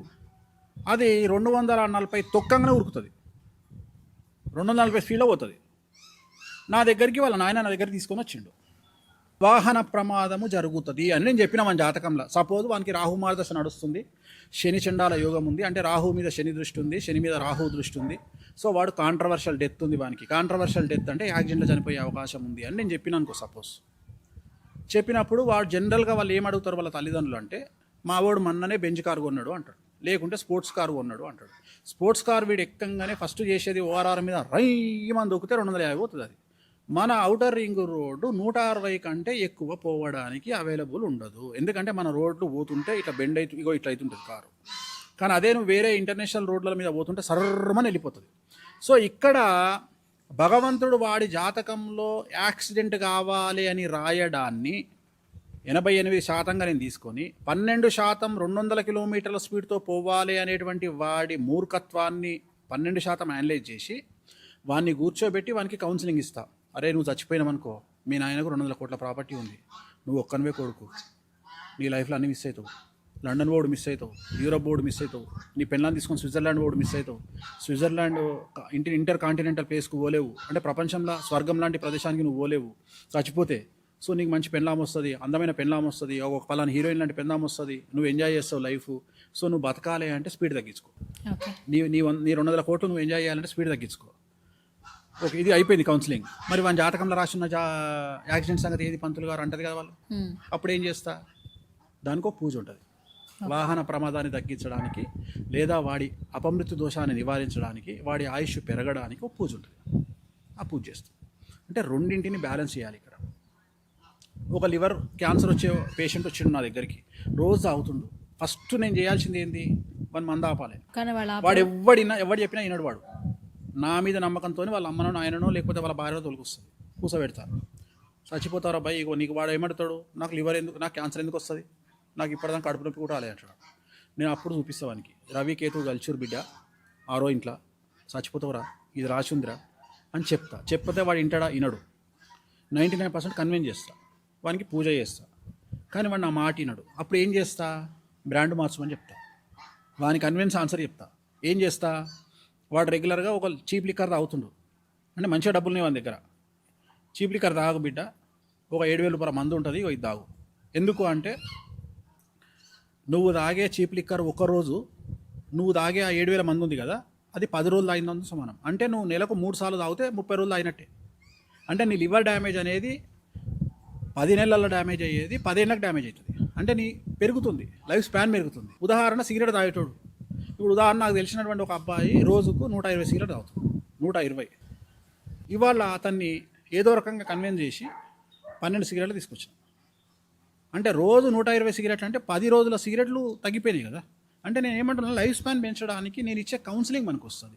సో వాడు ఎలా ఇంటాడు అనేది ముఖ్యం. నేను అనేది వాడిని కన్విన్స్ చేసే విధానము పూజ. ఒక అబ్బాయి ప్రజెంట్ ఆస్ట్రేలియాలో ఉన్నాడు. నా దగ్గరికి వచ్చిండు, వాళ్ళ నాన్న వచ్చిండు, చాలా పెద్ద బ్యాంక్ ఆఫీసర్ వాళ్ళ నాన్న నా దగ్గరికి వచ్చిండు. వచ్చి స్వామి మావాడు జాతకం చూడండి చూసిన, మీ వాడు లవ్ ఫెయిల్యూర్ అయ్యా, సూసైడ్ చేసుకుంటాడు అని జాతకంలో సూసైడ్ అటెంప్ట్ కనిపిస్తుంది, అదే అంటుండు స్వామి అని పట్టుకరారు అని చెప్పి వచ్చిండు. తీసుకొచ్చిన అని కూర్చోబెట్టిన, ఒక పూజ చేయించినాక వానికి కౌన్సిలింగ్ ఇచ్చిన, ఎవ్వరు లేరు అని ఒక్కరిని రూమ్లో కూర్చోబెట్టి కౌన్సిలింగ్ ఇచ్చిన తర్వాత ఒక నెల అయినాక నా దగ్గరికి వచ్చిండు. గురూజీ, మీరు నన్ను చాలా డిప్రెషన్ నుండి బయటికి తీసుకొచ్చారు, మీకు నేను ఏం గిఫ్ట్ ఇవ్వాలి, నాకు ఏం గిఫ్ట్ ఇస్తావారా నేను అడిగింది అని. ఇస్తా. నువ్వు ఏ అమ్మాయిని అయితే పెళ్లి ప్రేమించినావో ఆ అమ్మాయి పెళ్ళి అవుతుందా? అవుతుంది గురూజీ, నన్ను మోసం చేసింది అది. ఆ పిల్ల పెళ్లికి పోయి బొకే ఇచ్చి నాకు ఆ పిల్లతో ఫోటో దిగి నాకు ఫోటో పెట్టరా అని చెప్పిన. వాడు పెళ్లికి పోయి ఆ అమ్మాయికి బొకే ఇచ్చి సెల్ఫీ తీసుకొని నాకు పంపించండి అమ్మ ఫోటో. ఇవాళ వాడు హైదరాబాద్ ఉన్నప్పుడు ఇది, వాడు ఇవాళ న్యూజిలాండ్ వెళ్ళిపోయిండు, న్యూజిలాండ్లో 10 ఏళ్ళు ఉన్నాడు, అక్కడ నుండి ఇప్పుడు ప్రజెంట్ 2 ఏళ్ల కింద ఆస్ట్రేలియాకి వచ్చాడు. ఇట్లాంటి మిరాకిల్స్ ఉంటాయి కాబట్టి మౌత్ పబ్లిసిటీ ఉంటుంది. నేను అనేది ఏంటంటే కౌన్సిలింగ్ కూడా ముఖ్యం మనిషికి. అంటే ఇప్పుడు ఒక అమ్మాయి వచ్చింది, ఆ అమ్మాయికి తల్లిదండ్రులు ఏం చెప్పారంటే జాతకాలు కలవలేదని లోకల్ పంతులు చెప్పారు. అమ్మాయి వినదు. అమ్మాయి ఏమంటుంది తెలుసా? నోరు సారి వేణుస్వామి చెప్తే నేను వింటా. వేణుస్వామి ఎవరో అమ్మాయికి తెలియదు. ఫోటోలో చూసింది, సీడీలలో చూసింది, లేదా సోషల్ మీడియాలో చూసింది, నన్ను ఎవరో తిడుతుంటే చూసింది. అమ్మాయి చూసి ఆ అమ్మాయికి ఏంటంటే వీళ్ళు ఫస్ట్ వేణుస్వామి దగ్గర అపాయింట్మెంట్ తీసుకుంటారు, ఇలా అంత సీన్ ఉందా తల్లిదండ్రులకు అనేది గోలేస్తారు. వేణుస్వామితో చెప్పి నేను ఇంట అంటుంది. నా దగ్గరకు వస్తుంది అమ్మాయి. నా దగ్గరకు వచ్చినాక నేను జాతకాలు చూసినాక అమ్మాయి జాతకంలో అబ్బాయి చనిపోతాడని రాసింది అనుకో, లేదా విడాకులు అయితే అని రాసి, నేను ఏమంటా అంటే తల్లి ఇప్పుడు నువ్వు పెళ్లి చేసుకుంటావు, 1 సంవత్సరం అయినాక నువ్వు నీ భర్త విడిపోతే ఈ సమాజము నిన్నెట్లా చూస్తుంది, మీ అమ్మ నాన్నని ఎట్లా చూస్తుంది. రెండోది, పెళ్లి అనేది లైఫ్లో ఒకటేసారి చేయాల్సిన అటెంప్ట్. పెళ్ళిళ్ళలో 1, 2, 3, 4 ఉండవు. తెలుగు సమాజం చెప్పినట్టు చాలామంది చెప్తుంటారు శుభమా అంటూ 2వ పెళ్ళి అంటారు, శుభమా అంటూ 3వ పెళ్ళి అంటారు. అట్లా ఉండవు. శుభమా అంటూ 1వ పెళ్ళే ఉంటుంది. సో నేను చెప్తా, శుభమా అంటూ 1వ పెళ్ళి ఉంటుంది తల్లి తెలుగు మనకు జన్మల. సో ఒకటే ఉంటుంది. సో మరి రేపు పొద్దున నువ్వు ఫెయిల్ అయినావు అనుకుని పరిస్థితి ఏంది అని ఇలా అందరినీ బయటికి పంపించి అమ్మాయిని కూర్చోబెట్టి, ఒక భర్త విడాకులు ఇవ్వడం వల్ల సమాజము ఎలా ఎదుర్కోవాల్సి వస్తే సమాజాన్ని అని అమ్మాయికి చెప్తా. చెప్పినప్పుడు ఆ అమ్మాయికి ఒక సగటు మనిషి రూపంలో నేను కనిపించా, వేణుస్వామి రూపంలో కనిపిస్తాను. వేణుస్వామి అనే ఒక స్టేటస్ కనిపిస్తాడు, వేణుస్వామి అనే ఆస్ట్రాలజర్ కనిపిస్తాడు, వేణుస్వామి ఎక్స్పీరియన్స్ కనిపిస్తుంది. ఆ అమ్మాయిని నా బిడ్డలాగానో నా చెల్లిలాగానో హ్యాండిల్ చేసే విధానం కనిపిస్తుంది. అప్పుడు ఆ పిల్ల ఏమంటుందంటే మీరు చెప్పిన దానికి నేను ఒప్పుకుంటున్నా అంటుంది. ఆ తల్లిదండ్రులు ఎంత హ్యాపీ ఫీల్ అవుతారు. ఒకవేళ వాళ్ళిద్దరి జాతకం బాగుంటే ఆ తల్లిదండ్రులను కూడా ఎదిరించి నేను చెప్తా పెళ్లి చేయండి అని చెప్తా. ఒకవేళ నిజంగానే వాళ్ళ జాతకాలు కలిసినాయి అనుకో, ఇక నేను నెక్స్ట్ మాట్లాడా.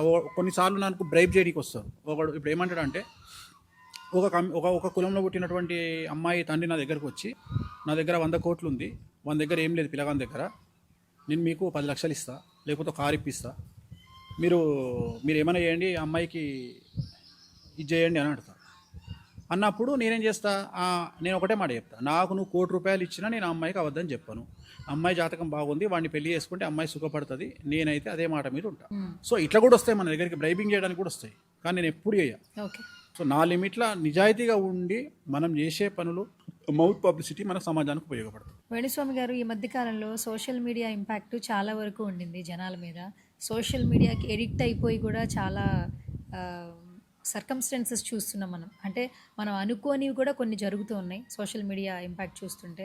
రోజుకు ఒక వార్త, ఎప్పుడేం జరుగుతుందన్న భయాందోళన సిచ్యువేషన్స్లో బ్రతుకుతున్నాం. ఈ సోషల్ మీడియా అనేది పాజిటివా నెగిటివా, ఫ్యూచర్ అసలు ఏ విధంగా మారబోతోంది సోషల్ మీడియా వల్ల? చాలా నెగిటివ్గా మారబోతుంది. ఇక్కడ గుర్తుంచుకోవాల్సింది ఏంటంటే సోషల్ మీడియా అనేది చాలా ఎక్స్ట్రీమ్ అయ్యింది. బట్ గుర్తుంచుకోండి, వేరే రాష్ట్రాల్లో ఉన్న పరిస్థితి మన దగ్గర లేదు. వేరే రాష్ట్రాల్లో సోషల్ మీడియాని చాలా పద్ధతిగా వాడుతున్నారు. సోషల్ మీడియా ఇప్పుడు వేరే రాష్ట్రాల్లో నేను ఎగ్జాంపుల్ చెప్తా. ఇప్పుడు బాంబేలో చాలామంది ఆస్ట్రాలజర్స్ ఉంటారు. డైరెక్ట్గా వాళ్ళు ఏం చెప్తారంటే ఏ ఫ్లైట్ ఎప్పుడు కూలిపోతుంది, ఏ హీరో ఎప్పుడు చచ్చిపోతాడు, డైరెక్ట్గా వాళ్ళ పేర్లతో సహా చెప్తారు. ఇప్పుడు ఉదాహరణ, ఇప్పుడు నువ్వు చూస్తే, నువ్వు ఇన్స్టాగ్రామ్లోకి పోయి చూడు, యూట్యూబ్లో చూడు, గూగుల్లో చూడు, సల్మాన్ ఖాన్ గురించి, అమీర్ ఖాన్ గురించి చాలామంది జ్యోతిష్యులు వాళ్ళ డెత్ డేట్ ప్రిడిక్ట్ చేశారు. ఆ స్వేచ్ఛ బాంబేలో ఉంది, తెలుగు రాష్ట్రాలలో లేదు. తెలుగు రాష్ట్రాలలో వేణుస్వామి కుక్కనికి లేదు, మిగిలిన 99 మంది ఆస్ట్రాలజర్స్కి ఉంది. వాళ్ళు చెప్తే వాడు పట్టించుకోడు, అవి 1000-2000 పోతాయి వ్యూస్. కానీ వేణుస్వామి చెప్తే చాలా పెద్ద సంచలనం అవుతుంది. దాని మీద 20 రోజులు డిబేట్ పెడతారు. అట్లనే వేణుస్వామి ఏది మాట్లాడినా సంచలనమే. అంటే ఆ స్థాయికి మనం వచ్చినాం కాబట్టి. కానీ వేణుస్వామి ఒక్కడే కాదు, ఇక్కడ కంటెంట్ లేక social media, main stream media అందరూ బాధపడుతున్నారు. కంటెంట్ కావాలి వాళ్ళకు. ఇప్పుడు టీవీ ఛానల్లో నేను మంత్లీ నాకు తెలిసి 50 లక్షల నుండి 5 కోట్ల వరకు శాలరీస్ ఉంటాయి ఒక్కొక్క ఛానల్లో. కంటెంట్ లేకపోతే ఏం చేస్తాడు? కంటెంట్ లేకపోతే ఏం చేస్తాడు అంటే చివరికి ఎక్కడికి వచ్చింది అంటే, నాకు తెలిసి ఎంతోమంది అమ్మాయిలు, చిన్నపిల్లలు ఎంతోమంది తప్పిపోతుంటారు. నాకు తెలిసినంత వరకు తిరుపతిలో ప్రతిరోజు ఒక ఇష్యూ అవుతుంది, తప్పిపోయే ఇష్యూ. శ్రీశైలంలో ఒకటి అవుతుంది. అట్లనే ప్రముఖ దేవాలయాలు ఉన్న ప్లేస్లలో ప్రతిరోజు ఏదో ఒక మిస్సింగ్ అయితేనే ఉంటుంది. సో ఇప్పుడు అన్నీ అట్లనే జరుగుతాయా? ఇప్పుడు మన తుని సంఘటన జరిగింది. సో అంత ప్రయారిటీస్ ఉంటాయా? ఉండవు. ఇప్పుడు అట్లనే భారతదేశంలో బోరుబావిలో పడి నాకు తెలిసి రోజు ఒకరు చచ్చిపోతారు. కానీ ఏ ఒక్క కేసుకో ప్రొక్లైనర్లు, జేసీబీలు పెట్టి మిలిటరీ వచ్చి అడావిడి చేసేటువంటి పరిస్థితి ఉంటుంది. అర్థమైందా? కానీ మన దగ్గర పరిస్థితి ఏంటి అంటే ఇంపార్టెన్స్ న్యూస్ లేకపోవడం వల్ల న్యూస్ను వండడం స్టార్ట్ అయింది. సో రెండోది ఏంటంటే, ఇంతకుముందు న్యూస్లో 1 లీటర్ పెట్రోల్ ఇస్తే 100 లీటర్ల పెట్రోల్ ఇస్తే ఆ ఒక్క ఇన్సిడెంట్ మీదనే పోసేటోళ్ళు. ఇప్పుడు అట్లా పోస్తలేరు. ఆ 100 లీటర్ల పెట్రోల్ను 100 భాగాలు చేసి ఒక్కొక్క ఇష్యూ మీద లీటర్ పోసుకుంటూ వస్తారు. ఏది ఫైర్ అవుతుందో దాని మీద 1000 లీటర్లు పోస్తారు. సో అట్లా ఏమైపోయింది అంటే, కాదేది విమర్శకు అనర్హం అని రేపొద్దున నువ్వు కూడా దీంట్లో భాగం కావచ్చు. రేపొద్దున ఎక్కడనో దగ్గర నువ్వు దొరికినావు అనుకో, సపోజ్ నువ్వు రాంగ్ రూట్లో వచ్చినావు అనుకో, నీ వీడియో ఫేమస్ అయింది అనుకో, 10 రోజులు నడుస్తుంది లొల్లి నీ మీద. చెప్తున్నా, ప్రిపేర్గా మొదలు. సో అంటే నేను గాను అనుకోవద్దు. నేను ఏమంటున్నా అంటే నేను గాను అనుకోవద్దు. చివరికి ఏ దశకు వచ్చినామంటే, అందరి జీవితాలను టీవీలలో చూపించేటువంటి టీవీ ఓనర్లు, టీవీలో పనిచేసే న్యూస్ రీడర్లు, టీవీ సీఈఓలు కూడా గ్యాగ్ ఆర్డర్లు తెచ్చుకునే స్థాయికి వచ్చారు.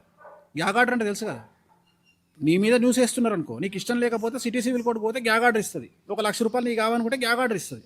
ఆ గ్యాగ్ ఆర్డర్ తెస్తే అందరూ ఆపుతారు, నీ గురించి వేసుడు ఆపుతారు. కానీ 3 ఏళ్ళ నుండి నా మీద వేస్తున్నా, నేను తెచ్చుకోలేదు. ఓన్లీ ఒక్కడే వేణుస్వామి గ్యాగ్ ఆర్డర్ తెచ్చుకోలే. నాకు 1 లక్ష రూపాయల పని అయిపోతుంది, నేను తెచ్చుకోలేదు. ఎందుకంటే అది పబ్లిసిటీ. ఆ పబ్లిసిటీ ఎప్పుడు ఆపొద్దు మనిషి. సో ఈ ధైర్యం కావాలి. నేను అనేది ఏంటంటే, నాలాగా ధైర్యంగా ఉండండి. నేను చెప్పదలుచుకున్న పాయింట్ ఏంటంటే, ఇక్కడ ఏమీ జరగదు. సో టీవీలలో కూర్చొని జడ్జిమెంట్లు ఇస్తేందుకు వీళ్ళు ఏం న్యాయ అధికారులు కాదు.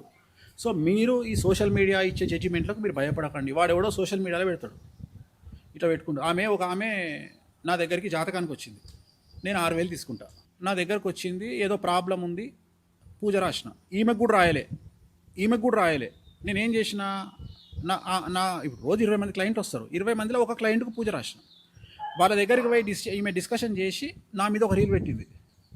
వేణుస్వామి దగ్గరికి పోయినా, నేను ఒక జ్యోతిష్కుడి దగ్గరికి పోయినా, ఆయన 6000 తీసుకుండు, పూజ రాసిండు, నాకు లక్షల పూజ రాసిండు. నా జాతకమే బాగుంటే నేను వేణుస్వామి దగ్గరికి ఎందుకు పోతా? నువ్వు వేణుస్వామి దగ్గరికి పోయింది ఎందుకు? రీల్ పెట్టడానికి. అర్థమైందా నీకు లాజిక్?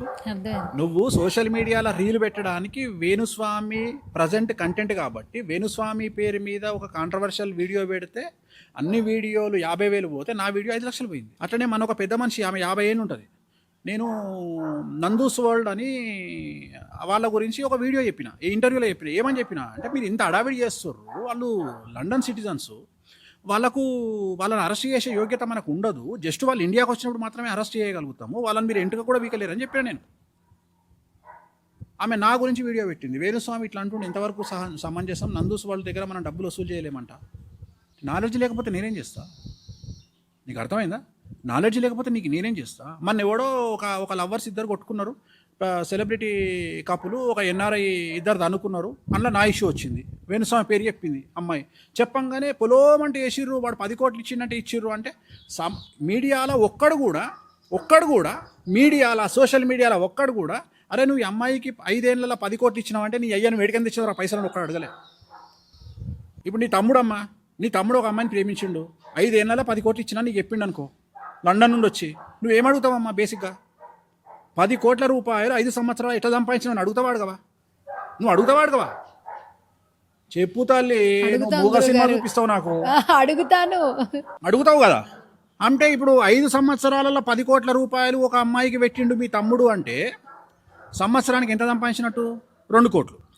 లండన్ రూల్స్ ప్రకారము నువ్వు 1 కోటి రూపాయలు దాటితే 50% ట్యాక్స్ తీసుకుంటారు. కట్టాలి, అవును. అంటే వీడు సంవత్సరానికి 4 కోట్లు సంపాదిస్తే 2 కోట్ల రూపాయలు ట్యాక్స్ వంగ 2 కోట్లు వీని చేతికి వచ్చినట్టు. అంటే వీడు అమ్మాయికి 10 కోట్ల రూపాయలు 5 ఏళ్లలో ఇవ్వాలి అంటే వీని సంపాదన 5 ఏళ్లలో 20 కోట్లు. అంటే 20 కోట్ల రూపాయలు ఎట్లా సంపాదించినవరా గాడిది కొడుక అని అడగాల్సిన ప్రశ్న ఒక అక్కగా నీకుందా లేదా? ఉంది. మరి వీడు ఏం పీక్ పడగొట్టిండు, ఏం IIIT చదివిండా, 8 చదివిండా, 10 చదివిండా? అంటే జనరల్గా IIT అంటారు కదా, అట్లా కాకుండా ఎన్ని ఐలు ఉన్నాయి వీని ముంగట అనేది నీ ప్రశ్నించాలన్నా వద్దా? అవును. రెండోది 20 కోట్ల రూపాయలు 10 కోట్ల రూపాయలు ఏం చూసి పెట్టి కలవడ్డవురా నువ్వు అడగాలి కదా.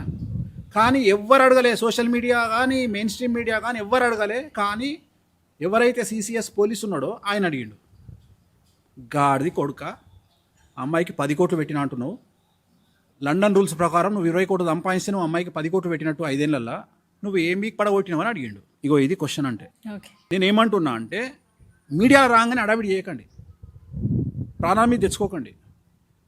నువ్వు సోషల్ మీడియా గురించి మాట్లాడినావు, ఇవాళ ఎంత ఈజీ యాక్సెస్ అయిపోయిందంటే ఆడెవడో మనకు తెలియదు, ఒక సెల్ ఫోన్ పట్టుకుంటాడు, ఎవరిని ఇష్టం వచ్చింది వాడు మాట్లాడతాడు. అవును. అర్థమైందా? చివరికి నేను ఆన్సర్ చెప్పదలుచుకున్న పాయింట్ ఇది. అంటే నువ్వు రేప్ చేసినావు పోసుకో, మర్డర్ చేసినావు పోసుకో, ఈ రెండింటికే నువ్వు భయపడు. ఎందుకంటే ఈ రెండిట్లలో నేను ఎవడు కాపాడలేడు. రెండోది అన్ని టీవీలో ఒకేలాగా వస్తుంది, గుర్తుపెట్టుకో, అన్ని టీవీలలో ఒకేలాగా వస్తుంది. కానీ ఎవ్వరు కూడా నిన్ను మ్యానిపులేట్ చేసి టీవీ ఛానళ్ళలోనో సోషల్ మీడియాలో నీకు జడ్జిమెంట్ ఇవ్వలేరు. అర్థమైందా? ఈ రెండిట్లలో జరిగిపోతాయి. ఈ రెండు నువ్వు మర్డర్ చేసావనుకో, పోక్సోలు ఇరికినావనుకో, ఖచ్చితంగా జరగాల్సింది జరుగుతుంది. కానీ అట్లా కాకుండా నీ మీద ఎవడో ఈర్ష్యతో పెట్టే వీడియోలు, నీ మీద ఎవడో తెలియకుండా పెట్టే వీడియోలు, లేకపోతే జియో ఫ్రీగా ఇచ్చింది కదా 1 GB 1 TB అని చెప్పేసి కింద స్టేట్మెంట్లు కామెంట్లు పెట్టే వాళ్ళ గురించి పట్టించుకొని హెల్త్ ఖరాబ్ చేసుకోకండి.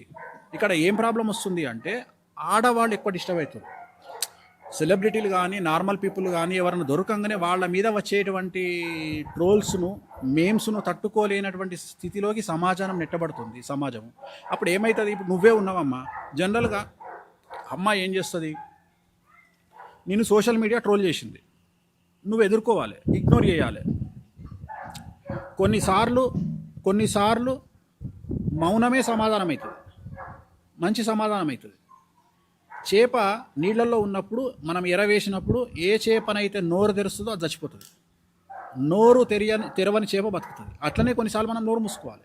దాన్ని ఇగ్నోరెన్సీస్ అంటారు. కొన్నిసార్లు ఇగ్నోరెన్స్ ఈజ్ బెటర్ ఆన్సర్ అంటాం. సో వాడిని వదిలేయడమే మనం బెటర్ ఆన్సర్. నీకు చేతన అయినప్పటికీ కూడా, అంటే నీకు వాని మీద రివెంజ్ తీసుకోవచ్చినా నువ్వు కంప్లైంట్ వదిలేసే వాడిని. సోషల్ మీడియాలో జరుగుతుంది ఇది. కానీ నువ్వు పర్వెటెడ్గా తయారైపోయి నేనేదో సమాధానం చెప్పాలి అని కొంతమంది లీగల్గా పోయి కేసులు పెడతారు, కొంతమంది ఇంకేదో. ఏమీ జరగదు. నేను అనే పాయింట్ ఏంటంటే, నా దగ్గరికి మన ఒక కేసు వచ్చింది, ఒక క్లయింట్ వచ్చిండు, 3 కోట్ల రూపాయలు ఇవ్వాలి స్వామి నాకు అని చెప్పిండు. నేనేం చేస్తానయ్యా దీనికి అని నేను అన్నా. 3 కోట్ల రూపాయలు మనకు అప్పించిన వాడికి ఇయ్యలే, నేనేం చేస్తా దీనికి? వాడేమంటుండు, చెక్ బౌన్స్ కేసు పడ్డది, నేను నీకు 3 కోట్ల గట్ట జైలుకు పోతా అంటుండు. ఇప్పుడు వాడు 14 రోజులు జైలుకు పోతాడు, 3 కోట్లు మిగులుతాయి. నీకు అర్థమైందా? 14 కోట్లు 3 కోట్లు ఇవ్వాలి, 14 రోజుల్లో బెయిల్ వస్తుంది వానికి, ఖచ్చితంగా బెయిల్ ఇస్తారు. వాడేమంటున్నా అంటే, పోతా బాయ్ నీ అమ్మ 14 రోజులు వెళ్ళిపోతుంది, నాకు నేను నీకు పైసలు కట్టాల్సిన పని లేదు కదా అంటే తెగించడం. 3 కోట్లకు తెగించే వాళ్ళు కూడా ఉంటారు. ఇక్కడ ఏదన్నా కానీ ప్రశాంతంగా సోషల్ మీడియాను పట్టించుకోకుండా తడిపట్టేసుకొని చాలా ప్రశాంతమైన జీవితం గడపండి. వారం రోజులు 5 రోజులు నడుస్తుంది, 6వ నాడు ఖచ్చితంగా కొత్త ఇన్సిడెంట్ దొరుకుతుంది. దొరకగానే మళ్ళీ అటు వెళ్ళిపోతారు.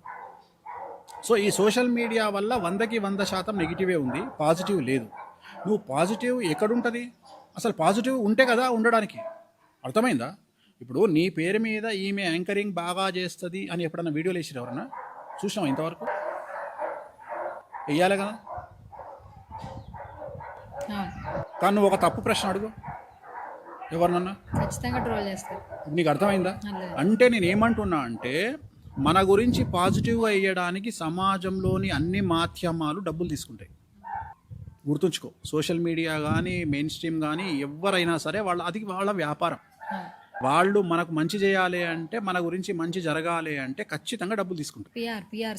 డబ్బులు తీసుకుంటారు. కానీ నెగిటివ్ చేయడానికి డబ్బులు తీసుకోరు. ఎందుకంటే అది వాళ్ళ వృత్తి, అది వాళ్ళ బతుకు తెరువు, అది వాళ్ళ పొట్టతిప్పల. సో దీన్ని మనం అర్థం చేసుకుంటే మనం చాలా ప్రశాంతంగా ఉంటాం. అంటే ఇదేమి దోషం కాదు. నేను ఏమంటున్నా అంటే, వాళ్ళు బతకాలంటే న్యూస్ వేయాలి కదా. ఏదో ఒక న్యూస్, వినాయకుడు పాలు తాగిండానో, శివలింగం నుంచి కళ్ళకి నీళ్ళు కారుతున్నాయానో, ఏదో చేస్తే 1,00,000 వ్యూస్ వస్తే ఒక 6,000 దొరుకుతాయి. నేను అనేది దానివల్ల ఒక నెల జీతం వస్తుంది ఎవరికో ఒకరికి. సో అట్లా అది వేణుస్వామి బలి కావచ్చు, రేపు నువ్వు బలి కావచ్చు, ఎల్లుండి ఇంకొకరు బలి కావచ్చు. ఇది నేను అనేది ఏంటంటే దీంట్లో ఎవ్వరు అతిథులు కాదు. ఇప్పుడు నిన్న ఎవడో హీరో ఒక అదేదో మన ఫుడ్ సప్లై చేసే బాయ్ని కొట్టిండు అనేది ఒక సంచలనం నిన్న రాత్రి. సో అదే చాలా ఎక్స్ట్రీమ్ న్యూస్ అయింది. అంటే ఏ న్యూస్ వేయాలి, ఏ న్యూస్ మననట. ఇది విచిత్రమైన విషయం ఏంటంటే ఉప్పల్ బాలు అనే అందరికీ తెలుసు. ఉప్పల్ బాలు వికారాబాద్లో వాళ్ళ దోస్తు తార్ జీప్ మీద ఎల్లెలుగా వండుకొని పోతున్నవాడు. దాన్ని సోషల్ మీడియాలో విపరీతంగా వేసారు. నేను అనేది ఏంటంటే ఉప్పల్ బాలు గురించి న్యూస్ ఏడైంది అయ్యా. ఇప్పుడు అది వాడు జనాలు లేని వాడు వాని ఇష్టము, వాడు పండుకుండు. ఏమైంది దీనివల్ల? సమాజానికి ఏమన్నా వచ్చిందా? అలాంటి ఇన్సిడెంటే స్టేట్లో ఒకటి జరిగింది, ఒక్కడు కూడా మాట్లాడలే. నేను అనేది ఏంటంటే ఉప్పల్ బాలు పుక్కడుకు దొరికింది కదా వీళ్ళకి. సో నేను అనేది ఏంటంటే మీరు సమాజాన్ని పట్టించుకోకండి, సోషల్ మీడియాను పట్టించుకోకండి, మీ జీవితాన్ని మీరు గడపండి. అస్సలు సమాజంలో మీ ఇంటి పక్కోడి విమర్శలను పట్టించుకోకండి. అన్నిటికంటే ముఖ్యము డబ్బే ముఖ్యము. డబ్బునే ప్రామాణికంగా తీసుకోండి, డబ్బు సంపాదించండి, చెడు ప్రచారాన్ని పట్టించుకోకండి, జీవితాన్ని సుఖంగా గడపండి. గురుగారు, ఈ మధ్య కాలంలో పెళ్ళిళ్ళంటే చాలామంది భయపడిపోతున్నారు. ప్రతి ఒక్కరు ఏంటంటే అబ్బాయిలు కంప్లైంట్ చేసే విషయం ఏంటంటే ఎవరైనా ఒక 4 వ్యక్తులు ఉంటే నీకు పెళ్ళయిందా అంటే ఎందుకు పెళ్లి చేసుకోవాలి, ఏ ఫ్రిడ్జ్లోనో ఏ కుక్కర్లతోనో చంపేస్తున్నారు అంటే.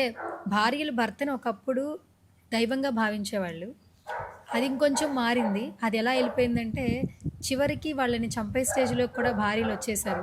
అలాంటి సిచ్యువేషన్స్లో మాకు పెళ్ళిళ్ళు ఎందుకు అంటున్నారు. సో ఇలాంటివి మాట్లాడడం కూడా చాలా కష్టంగా అనిపిస్తుంది ఒక ఫీమేల్గా. అంటే నిజం మాట్లాడదు కదా మన సమాజంలో. ఇప్పుడు నిజం మాట్లాడదు కదా. ఇప్పుడు నేను ఇదే మాట మాట్లాడిన అనుకో, ఆడవాళ్ళను తిట్టిన వేణుస్వామి అని తమ్మునేలు పెడతాడు వాడు. అదే వేరే అమ్మాయి వాళ్ళ తమ్ముని చంపింది అనుకో, కొడుకుల క్లారిటీ వస్తుంది. భగవంతుడు ఏం చేస్తాడంటే చెప్తే వినకపోతే షడంగా చూస్తాడట. అంటే ఏం చేస్తాడంటే ఇప్పుడు ఇట్లాంటి వాళ్ళకి సహకరించారనుకో, వాళ్ళ ఇంట్లోనే జరిగిందనుకో ఇన్సిడెంట్ అది. ఇప్పుడు అమ్మాయి మొన్న 700 కోట్ల రూపాయల ఓనర్ కొడుకు కూడా ఆమెకు ఆనలేదు, ఒక లవ్వర్ కోసం తీసుకుపోయి వాడిని బంగ్లా గుహలకేం దోసేసింది ఒక కోట మించి. అంటే ఇంత గట్స్ ఉండాలి. నేను ఏమంటున్నా అంటే కొన్ని సామెతలు ఉంటాయి, పరికిమాల సామెతలు, పాతకాలం సామెతలు. అబద్ధాలు చెప్తే ఆడపిల్లలు పుడతారు. నిజమేనది? ఎందుకమ్మా అట్లా ఎందుకవుతుంది? మీకు అమ్మాయి ఉంది, మీరు అబద్ధాలు చెప్తారు. అట్లా కాదు, నేను జనరల్గా చెప్తున్నా. అసలు నిజంగా అమ్మాయి పుడితే చాలా అదృష్టం. కానీ ఇక్కడ గొప్ప విషయం ఏంటంటే మగవాడు తప్పు చేస్తే ప్రపంచానికి వాడే చెప్పుకుంటాడు. అమ్మాయి తప్పు చేస్తే బొటన వేలుతో తప్పు చేస్తే పక్క వేలు చూపుడు వేలు కూడా తెలియదు. ఆడవాళ్ళు ఉన్నంత సీక్రెట్గా ఇంకెవరు ఉండరు. జనరల్గా మనకేం సామెత ఉంది, ఆడవాళ్ళ నోట్లో మాట ఆగదంటారు. నా చిన్నప్పటి చింతకాయ పచ్చడి ముచ్చటది. ఇప్పుడు ట్రెండ్ మారింది. ఇప్పుడు ఆడవాళ్ళ నోట్లోనే మాట అవుతుంది. వాళ్ళు సీక్రెసీ మెయింటైన్ చేసినందుకు నాకు తెలిసి ఇంకా రాబోయే కాలంలో ఆఫీసర్లను, ఇంటెలిజెన్స్ ఆఫీసర్లు అంతా ఆడవాళ్ళనే పెట్టాలి. ఎందుకంటే వాళ్ళు ఉంచినంత సీక్రెట్గా ఇంకా వాళ్ళు చేసే పనులు ఎవరు ఉంచరు. ఇప్పుడు మన ఆమె చేసింది, ఆమెకి ఎట్లా సపోర్ట్ చేస్తాం మనం? కుక్కర్ కాదు, డ్రమ్ము కాదు, గుహ కాదు, ఏడబడితే ఆడ చంపుతున్నాక. రెండోది, నువ్వు దేనికోసం చంపినావు? నిన్ను వాడు తాగొచ్చి టార్చర్ పెడితే చంపినావా? కాదు, నీ లవర్ కోసం చంపినావు. అంటే ఇక్కడ నీకు ఏమంటున్నా అంటే అభివృద్ధి అనేది అన్ని రంగాలలో జరిగినట్టే క్రైమ్లో కూడా జరుగుతుంది. ఎప్పుడైతే లిబరల్గా బ్రతకడం స్టార్ట్ అయిందో, అంటే సోషలైజ్ అవ్వడం జరిగిందో అమ్మాయిలు, అంటే నేను మాట్లాడేది ఇప్పుడు సమాజంలో అబ్బాయిలతో పాటు అమ్మాయిలు కూడా సమాంతరంగా స్ట్రెస్ అనుభవిస్తున్నారు, సమాంతరంగా మందు తాగుతున్నారు, సమాంతరంగా సిగరెట్లు తాగుతున్నారు. ఎప్పుడైతే నీకు సిగరెట్ మందు తాగడం అనేది వచ్చిందో, మందు తాగిన తర్వాత నీ విచక్షణను నువ్వు కోల్పోయే అవకాశం ఉంటుంది. మందు అనేది ఒక లిమిట్ వరకు అది నిజంగా మెడిసిన్ లాగా పనిచేస్తుంది. కానీ నువ్వు దాన్ని ఓవర్ అయిపోయి ఆ మందు స్థాయి నుండి డ్రగ్స్కు పోయినావు అనుకో, అప్పుడు నువ్వు డ్రగ్స్లో తప్పులు చేస్తావు. ఇప్పుడు LSD అని ఒక డ్రగ్ ఉంటుంది. అది ఒక విచిత్రమైనటువంటి ప్రక్రియను నీ మైండ్లో కలగజేస్తుంది. అట్లనే కొకైన్ కానీ ఇతరత్ర మాదక ద్రవ్యాలు కానీ ఏం చేస్తాయంటే మీకెటా తెలుసు అంటే, నేను నాకు తెలిసిన నార్కోటిక్ పనిచేసే అతను అడిగిన, ఎందుకు తీసుకుంటారా ఇవన్నీ అంటే ఆయన చెప్పిండు, ఒక హెలోసినేషన్లో బతుకుతారంట వీళ్ళంతా. అంటే వీళ్ళు ఏం చేస్తారో కూడా వీళ్ళకి తెలియదట. రెండోది, కొన్ని డ్రగ్స్ తీసుకుంటే సూక్ష్మమైనటువంటి సౌండ్లు, వెంట్రుకలు కూడా, మన కను వెంట్రుకలు కూడా కింద పడ్డాయి కనిపిస్తాయట. సో అంత పవర్ పెరుగుతుంది కంటికి, అంత పవర్ పెరుగుతుంది చెవుడికి. అట్లనే మనం ఏదో స్వర్గంలో ఉన్నట్టు ఫీలింగ్ కలుగుతుందంట. సో మనం ఏం చేస్తున్నామో మనం విచక్షణ కోల్పోతామంట. సో ఇలాంటి వాళ్ళందరూ చేసేది నార్మల్ పర్సన్స్ కాదు, వీళ్ళు పర్వర్టెడ్ అయ్యి సైకోల్ అయ్యి చాలా ఎక్స్ట్రీమ్ దగ్గరికి పోయిన తర్వాత వీళ్ళు మర్డర్ చేయగలరు. మనము ఒక ఎలుకను చంపాలంటే, ఒక శీమను చంపాలంటే చూసుకుంటాం. అర్థమైందా? నేను అనే పాయింట్ ఏంటంటే మనం ఒక ఎలుకను చంపాలంటే 100% ఆలోచిస్తాం. అదే పాము అయితే ఇంకా ఆలోచిస్తాం. అంటే అది పాము విషజీవైనా విషసర్పమైనా ఆలోచిస్తాం. కానీ ఒక మనిషిని చంపుతున్నారు, అది కూడా మన అనుకున్న మనిషిని చంపుతున్నారు అంటే వాళ్ళు ఎంత క్రూయల్ మెంటాలిటీ ఉండాలా. అంటే రెండోది వాళ్ళ జాతకంలో కూడా ఇప్పుడు మన సియా జాతకాన్ని చూసిన నేను, మన చంపింది కదా అమ్మాయి, సియా జాతకాన్ని చూస్తే 8వ ఇంట్లో ఆమెకు చంద్రుడు, శుక్రుడు, రాహు ముగ్గురు ఉన్నారు. సో ఆమె జాతకంలో వంశభ్రష్టుత్వం ఉంది, అంటే వంశానికి చెడ్డ పేరు తెచ్చేటువంటి జాతకం. సో ఆమె చేసేటువంటి పనుల వల్ల ఆమె వంశానికి వాళ్ళ ఇంటికి చెడ్డ పేరు వస్తుంది. దీన్నే నా జాతక ప్రామాణికమైన భాషలో వంశభ్రష్టుత్వం అంటారు. సో ఈ వంశభ్రష్టుత్వం అంటే మొత్తం కుటుంబానికి చెడ్డ పేరు వచ్చిందిగా.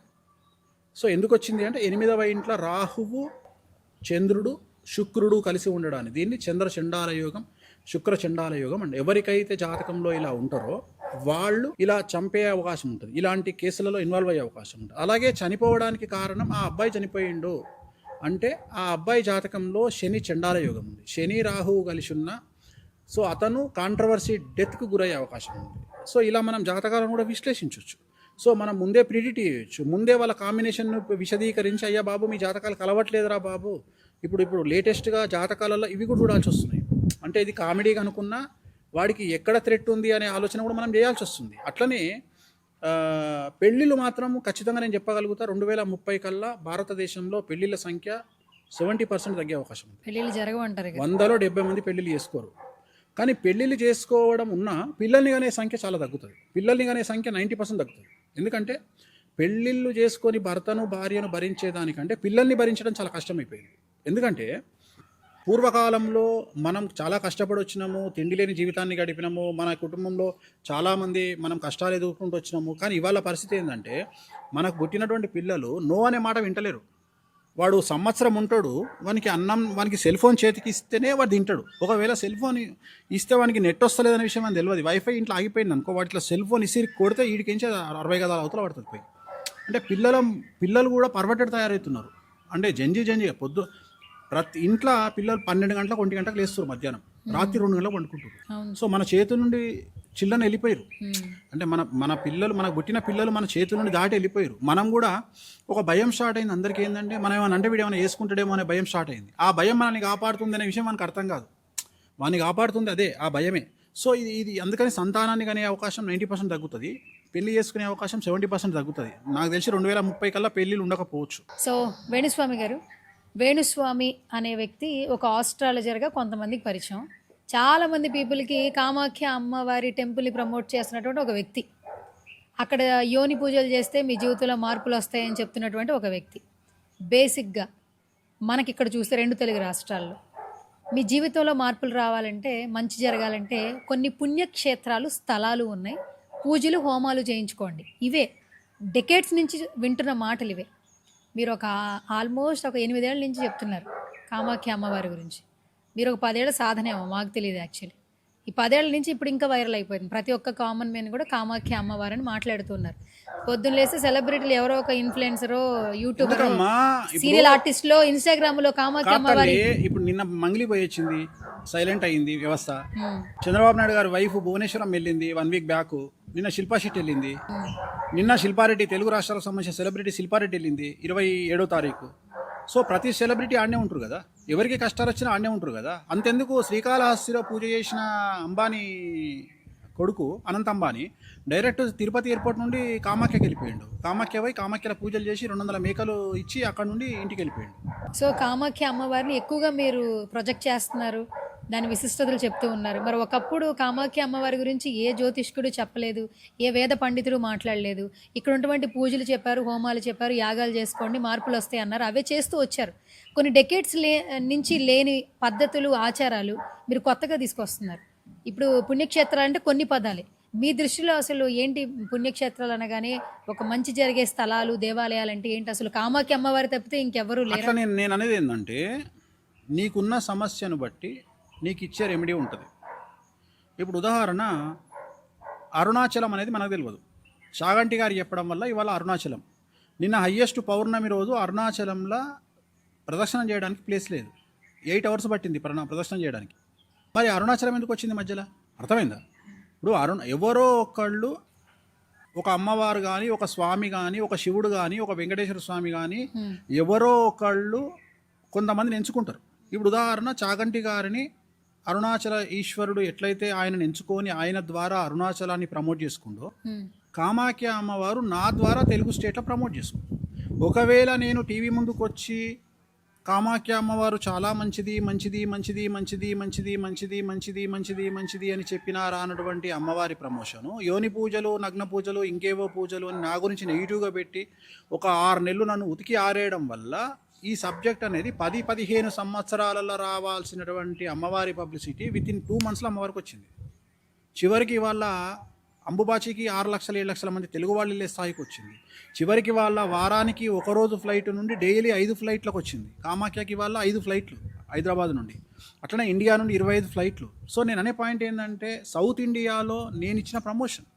సో ఇప్పుడు పుణ్యక్షేత్రాలు వేరు, దోష నివారణ క్షేత్రాలు వేరు, ఎక్స్ట్రీమ్ నివారణ క్షేత్రాలు వేరు, ఎక్స్ట్రీమ్ పవర్ఫుల్ టెంపుల్స్ వేరు. ఇక్కడ మనకున్న కష్టాన్ని తొలగొట్టుకోవడానికి పూజలు చేస్తాం, మనకు కొత్త కొత్త సౌఖ్యాలు దొరకాలి అని పూజలు చేస్తాము, అట్లనే మనకు రెగ్యులర్గా బలాన్ని ఇవ్వాలని పూజలు చేస్తాం. ఉదాహరణ తిరుమల వెంకటేశ్వర స్వామి దగ్గర ఎందుకు పోతాము అంటే ఆయన పవర్ఫుల్ గార్డెన్ పోతాము. ఆయన దగ్గరికి పోయి కోరుకోవచ్చు కోరుకోకపోవచ్చు, కానీ ఆయన దగ్గరికి పోతే దొరికేటువంటి మానసికమైన ప్రశాంతత ప్రపంచంలో ఎక్కడ దొరకదు. సో ఆ మానసికమైన ప్రశాంతత తిరుమల వెంకటేశ్వర స్వామి దగ్గర నుండి వస్తుంది. మనకు తెలిసినటువంటి 2 పుణ్యక్షేత్రాలు 1970లో ఉన్నవి, ఒకటి తిరుపతి, రెండోది కాశీ. అర్థమైందా? సో డే బై డే అనేది మనకు పెరుగుతూ వస్తుంది. ఈ ప్రస్తుతం 10 సంవత్సరాలలో ప్రాచుర్యంలోకి వచ్చినటువంటి దేవాలయాలు తెలుగువారికి 2. ఒకటి అరుణాచలము, రెండవది కామాఖ్య నేను ప్రమోట్ చేసిన, అరుణాచలాన్ని చాగంటి వారు ప్రమోట్ చేశారు. సో ఇప్పుడు దోష నివారణ పరిహారాలు చేసుకోవాలి అంటే ఒకటి గుర్తుంచుకోవాల్సింది ఏంటంటే, ఒక వ్యక్తి దగ్గరికి మనం పోయినప్పుడు వాడి ఐక్యూ లెవెల్ను బట్టి ఉంటుంది. ఉదాహరణ, నువ్వు ఎక్కడనో తెలంగాణ ప్రాంతంలో ఒక మారుమూల గ్రామానికి పోయి క్యాన్సర్ రోగంతో, క్యాన్సర్ సిమ్టమ్స్తోని వాడి దగ్గరికి పోతే, కడుపు క్యాన్సర్, లివర్ క్యాన్సర్తో పోతే వాడు ప్యాంటాప్రోజాలు, ల్యాండ్ప్రోజోలు టాబ్లెట్ రాసి, ర్యాంటాక్ టాబ్లెట్ రాసి జ్వరానికి మందిచ్చి పంపిస్తాడు. ఎందుకంటే వాడి స్థాయి అంతే. ఎవడు పోయినా నువ్వు 10 మంది మెడిసిన్ చెక్ చేసి సేమ్ ఉంటుంది, మెడిసిన్ మారదు. ఎందుకంటే వాడికి ఉన్న ఐక్యూ అదే నువ్వు ఏజీ హాస్పిటల్కి పోతే రాసే మెడిసిన్ వేరు, రాసే ఎక్స్రేలు వేరు, తర్వాత నీకు చెప్పే సిమ్టమ్స్ వేరు, నీకు రోగం ఉందని చెప్పడం వేరు. సో అట్లనే అక్కడ ఎక్కడనో మారుమూల గ్రామంలో ఉన్న ఆర్ఎంపీని ఏజ్లో పనిచేస్తున్నటువంటి డాక్టర్ను ఇద్దరిని కంపేర్ చేసి మాట్లాడతావా? నువ్వు మాట్లాడలేవు కదా, ఎవడి స్థాయి వాడిదే కదా. అట్లనే వేణుస్వామి స్థాయి. వేణుస్వామి ఎక్స్ట్రీమ్ రిసర్చ్ చేసిండు, ఎక్స్ట్రీమ్ తెలుసుకున్నాడు, ఎక్స్ట్రీమ్గా జనాలకు చెడు చెప్పడానికి ప్రయత్నం చేస్తూ ఉండు. అట్లనే ఇక్కడ పుణ్యస్థలాలు వేరు. పుణ్యస్థలాలు అంటే ఒక శ్రీశైలం వస్తుంది, ఒక తిరుపతి వస్తుంది, కానీ అదే ఒక పాణిపాకం వస్తుంది. అదే రెమిడీ అంటే ఒక యాదగిరిగుట్ట వస్తుంది. అట్లనే రెమిడీ అంటే ఒక శ్రీకాళహస్తి వస్తుంది, ఒక తిరునల్లారు వస్తుంది, ఒక కామాఖ్య వస్తుంది, ఒక త్రయంబకేశ్వర్ వస్తుంది. ఇట్లా ఇంకా మీకు సమాజానికి తెలియని ఇంకా 50 ఉన్నాయి, వేణుస్వామికి మాత్రమే తెలిసినాయి. ఓకే, ఇంకొక చివరి ప్రశ్న. సోషల్ మీడియా ఇంత అప్డేట్ అయిన తర్వాత, చాట్ జీపీటీ వచ్చిన తర్వాత కూడా డిజిటలైజ్గా అన్నీ ఎక్కువగా ఫ్రీడమ్స్ వచ్చేసాయి. బేసిక్గా మనం ఒకప్పుడు సంస్కృతి సాంప్రదాయాలు కొన్ని కళలోని మాట్లాడుతుండేవాళ్ళం. ఆ కళల్లో ఖచ్చితంగా వీణ ఉంటుంది, వీణ ఉంటుంది.